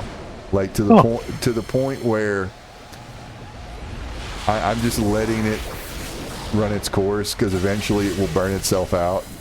But you're right. There's just way too many beautiful people in South Korea, and I don't know when it's going to burn out.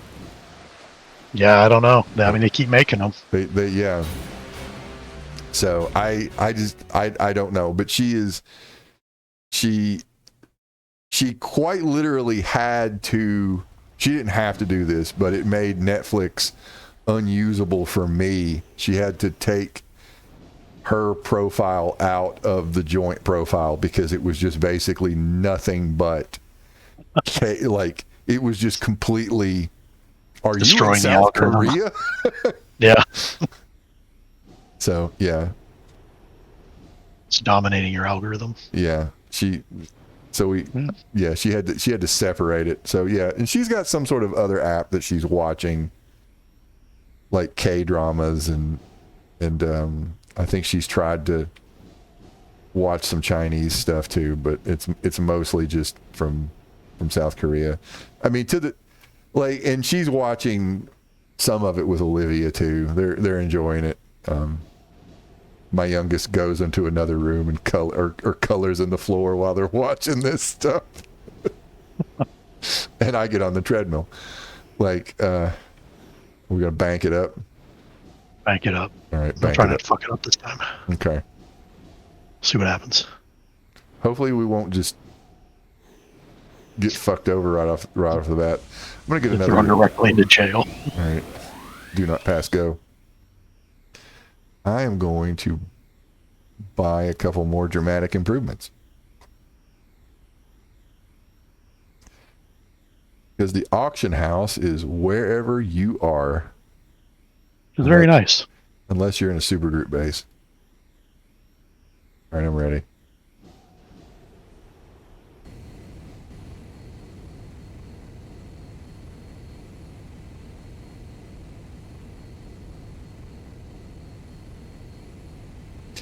What else have I watched? I watched something called Bloody Axe Wound on Shudder. Oh, I've heard of that. It's worth watching. It does have some interesting things to say, but it's confused. It's confused in a similar way as Brain Scan, oddly enough. Okay. Like, who is it for? Like, I think I know who it's for, but it's kind of like the rules are kind of muddied. Okay. Like, kind of right off the bat, you're going to be like, wait a minute, how does this work? Oh, fuck it, just go with it. Yeah. And some things happen that undercut the feels of it, but it does. It's fine. It's only like 83 minutes. Okay. So, oh shit, they're on your tail, Chief. Yep, they are mobbing me. Let's see what happens.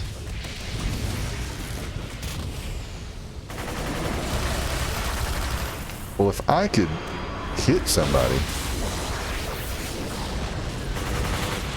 What's the trick? There we go. Yeah, that's what we need. Need to knock everybody down. Also, you do have an ability to heal. I do. Oh, I should probably use it. Hit that button. There you go. Heals, please. For yourself. Butter.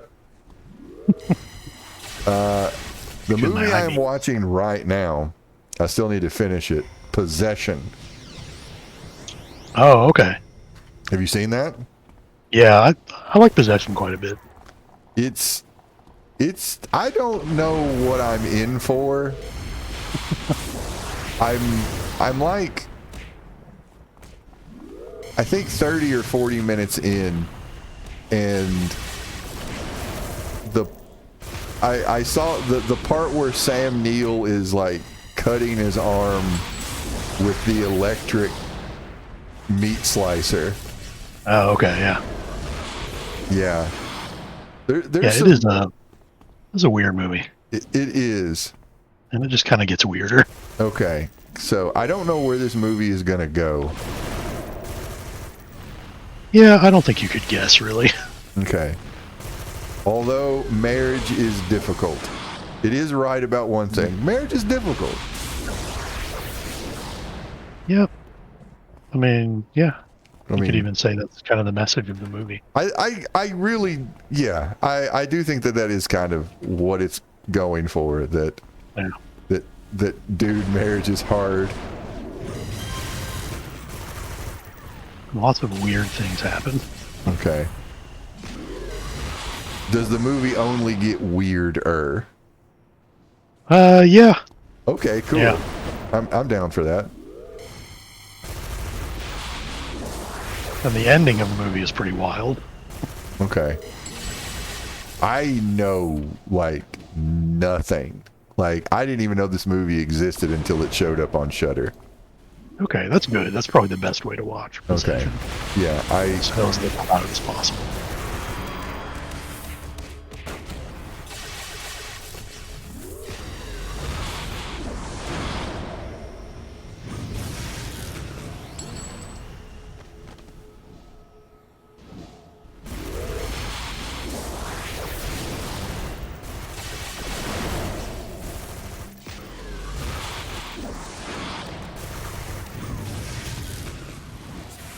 Punch you. And punches too. I am tired of whiffing. There we go. That's a good hit. Oh, he ain't getting up for that.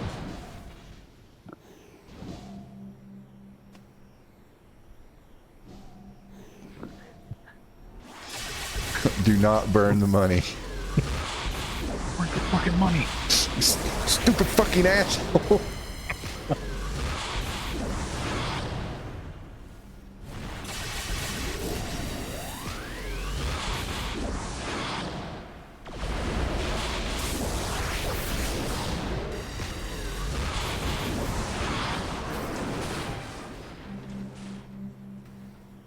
All right, I'll cover you.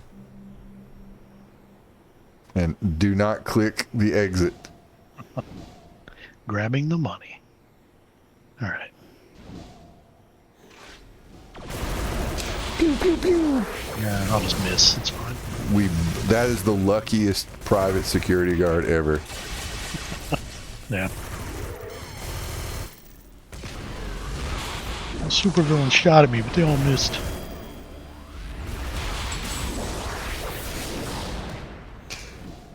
I feel like you should get checked out for, like, I don't know, the superpower of luck. Yeah, right. Motherfucker. These are just regular old security guards. Are they superpowered? Uh-oh. Yeah, it's regular underpaid security guards. There we go.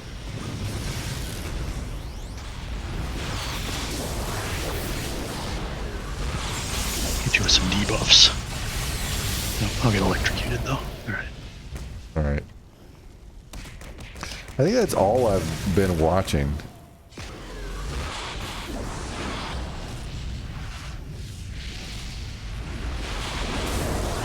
I mean, that's a lot.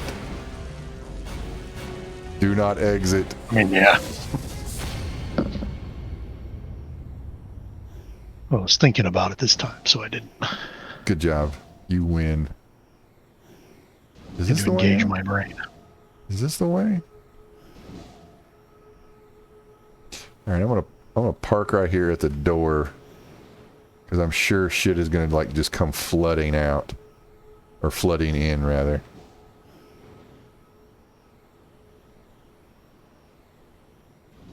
I'm ready for those longbow fucks. All right. All right.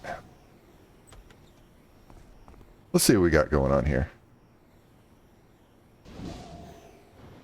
Here comes a SWAT guy.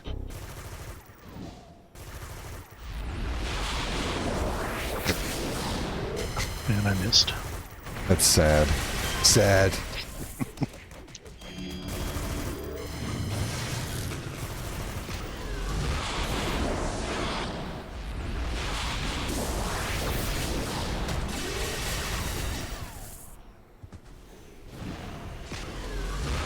Well, what do we talk about now? I want to take the opportunity to condemn the terrorists who are unfairly targeting Tesla. Tesla needs government protection. Tesla owners are a protected class. Buying a Tesla will be mandatory for all American citizens. Yes. Oh, God.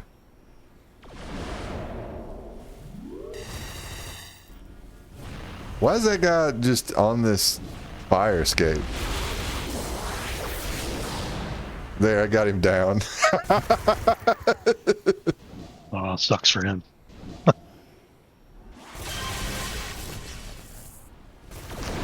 Oh, God.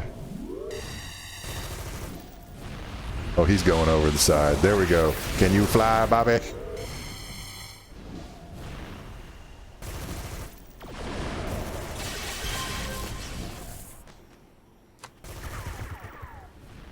You know that the Chinese company BYD makes an electric car that's like $10,000? Yes.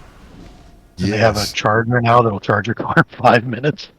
It is BYD electric vehicles are superior in every way to Tesla, but it's not.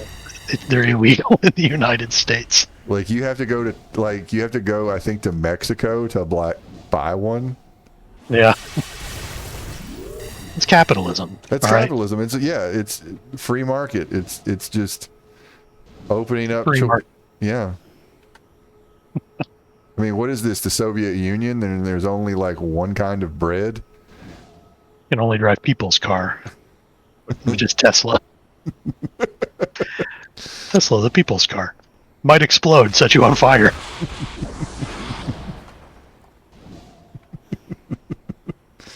Oh, fuck. Funny thing I see every time there's like, yeah, a Tesla burns up or like that dealership that got set on fire. People are like, that's just a thing Teslas do. It's totally normal.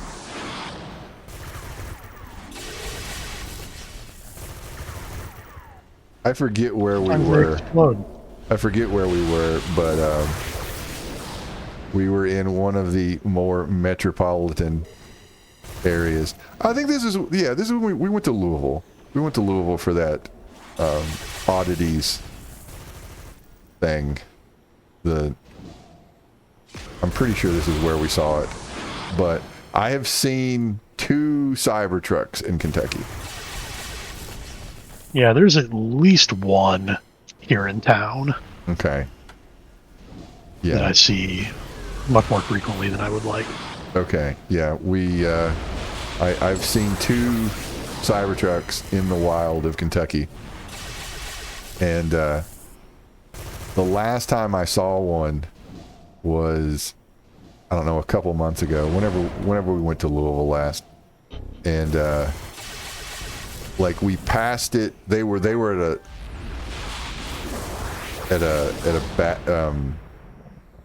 a stoplight, stopped, and we passed them, and I really had to fight just flipping them off. Like my first instinct was to just immediately flip the driver off, and it turns out that like I'm not alone in that feeling. Because I'm hearing all these stories about like people getting their swastikas vandalized. Yeah, people like throwing slices of cheese on them.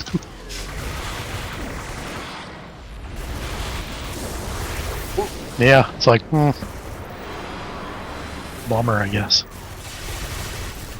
I know every time I see one, I just think, God damn, is that an ugly vehicle? Yeah. It is like a child's drawing of a truck. It's like they tried to draw the Batmobile in the Christopher Nolan films. Yeah. But somehow Like made it uglier. Your 6-year-old runs up and is like, look, I drew the Batmobile. Good job, like, kiddo. That's really good. Good job. Yeah. Only no, it isn't real. And it costs like $70,000. Oh God. That's too much money. And it's held together by glue. And now they've all been like, there's something like they've only sold like 50,000 of them in America. Like 50,000 of them have been like recalled or some shit. Yeah, they had to recall all of them because the panels were held on with glue. They could fly off while you're driving them. Capitalism hurt itself in its confusion.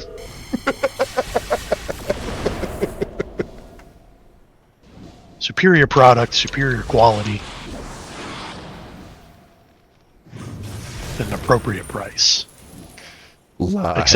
Except none of that. An overpriced piece of crap. That also, if you get in a car crash, doors might auto-lock and refuse to unlock. Ooh, I didn't know about that. Yeah, I was thinking it happened, was it last year, the year before? I don't know, but yeah, some college students coming back from a party, and one of them was drunk or whatever, but they hit a tree or something, concrete barricade, I don't know.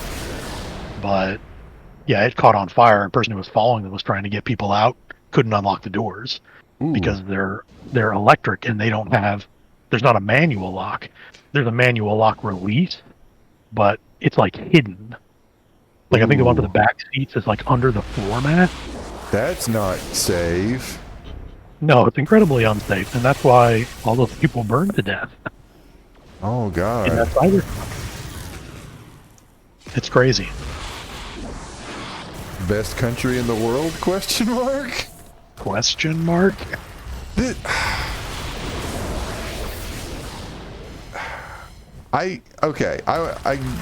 is something I've been meaning to mention in our talks, but at that concerned citizens meeting about socialism, during the Q&A section, there was somebody in the audience who was dealing with his complicated feelings of believing in American exceptionalism, but also believing his eyes.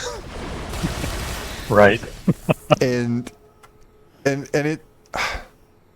it's sad when you believe in something but your senses tell you something else. Oh yeah. And we've all been there. Yeah. We've all been through this process as Americans. Yeah. And the topic of like Joe Rogan came up, and he was angry at Joe Rogan because he saw that and honestly, I think this is not a very good characterization of what Joe Rogan does or what he's about, because he was like, Joe Rogan is just telling people to get mad, and like the sense that I got was like, the problem is that Joe Rogan is generating mad, not that people are mad. And it's perfectly normal to get mad at people that like wrong you. Yeah. And that anger is a feeling that humans have. Now, I would say Trump is directing hatred towards people who don't deserve it. Yeah. And I do think that maybe Joe Rogan is part of that. See, every time he brings up trans people in sports. Right. So, yeah. And, you know, pseudoscience bullshit, you know, see bone density. But like, it was like, we'd be better if we just adhered to our ideals better or something. Or I don't know, like America, he said something that sounds like America is a good place, and you know, I get that. It's kind of the dying embers of hope, in a way, right? Yeah, it's kind of like no, there's good stuff here. The foundations are good. The bones of this place are still good. Right? They are, aren't they? It's like, well, are you asking or are you telling me? Yeah. What if they're not? Yeah, what if it's been bad all the way down? What if it always has been? Yeah.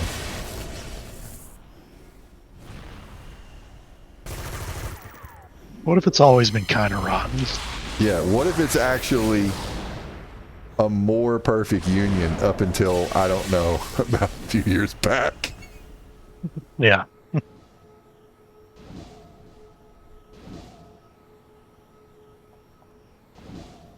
I don't know. I just kind of got it that, like, you know, he's a kind of a conflict averse guy.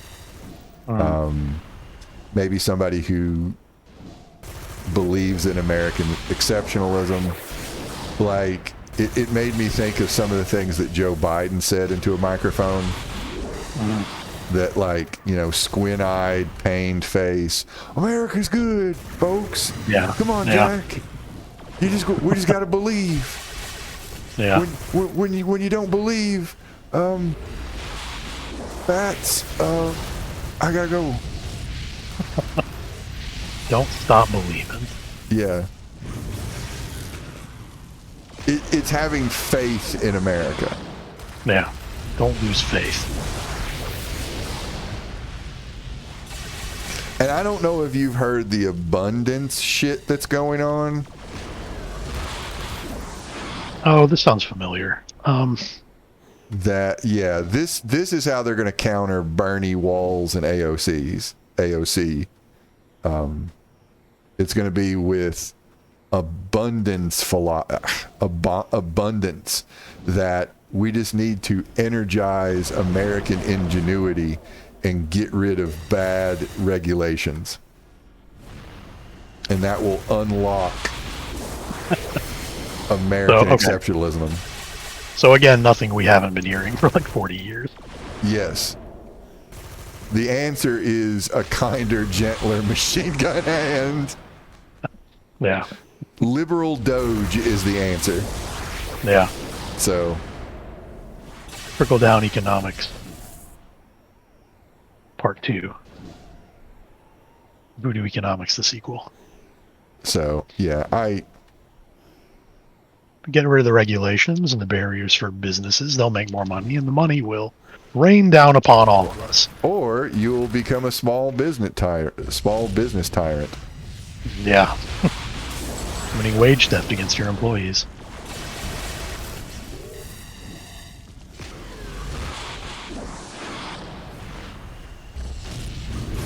So yeah, that's the jibber jabber that's going on.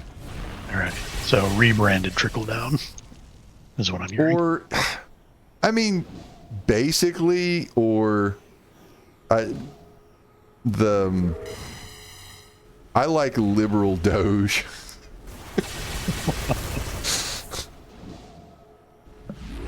I mean, it's the same. We don't know. We are rehabilitating Ronald Reagan, right?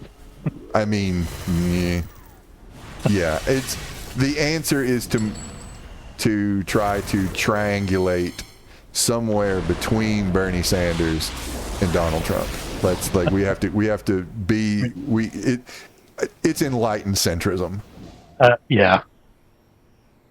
That there has to be a third option. There has to be third way. It's the Hegelian synthesis of the two opposing ideas, and if we just embrace that, then we will achieve perfection. I got some trolls over here. Trolls. Yep, they're in between buildings, not under a bridge. You guys get out of here. This is our town. Killed everybody in it. We robbed the bank. We run Bartertown. The abundance is ours. Turns out there is abundance, and we took it. It's for us. Surprise, always was.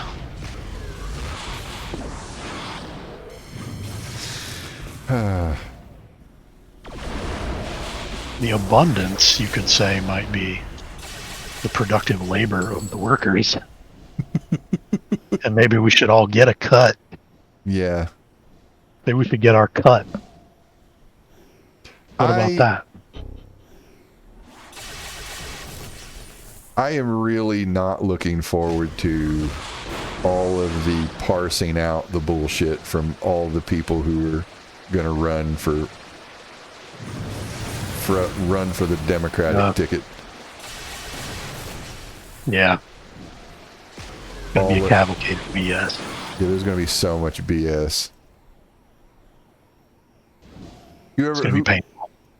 Whoever may be listening to these words, anybody who uses the term middle class instead of working class, give them the side eyebrow. Right. Because those people are also going to be talking about tax cuts for the middle class. Tax cuts for the middle class. When they should be talking about taxing the wealthy. Because all this shit does run on money.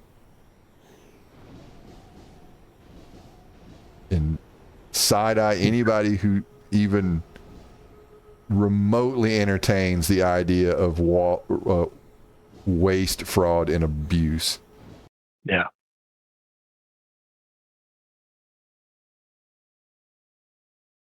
It is a grift. Yes. It is a scam. It is a scam. It is to cock block any actual progressive left-leaning change in the Democratic Party. Yeah. I'm going to level up and I guess call it. Yep. Yeah, it's about that time. It's about that time. Actually, I'll call it now and then I'll level up. All right. Where's the button? All right. Thanks everybody for watching. Your homework is Bandersnatch on Netflix. Or not. I mean, that's fine. There won't be a test. There'll just be a discussion. Not gonna be punished. All All You're not right. going to be punished for it. You will. You'll know. I'm going to make all the libs feel bad. You had an opportunity for homework and didn't take it. You're going to make Elizabeth Warren cry. Yeah. On that note, bye-bye.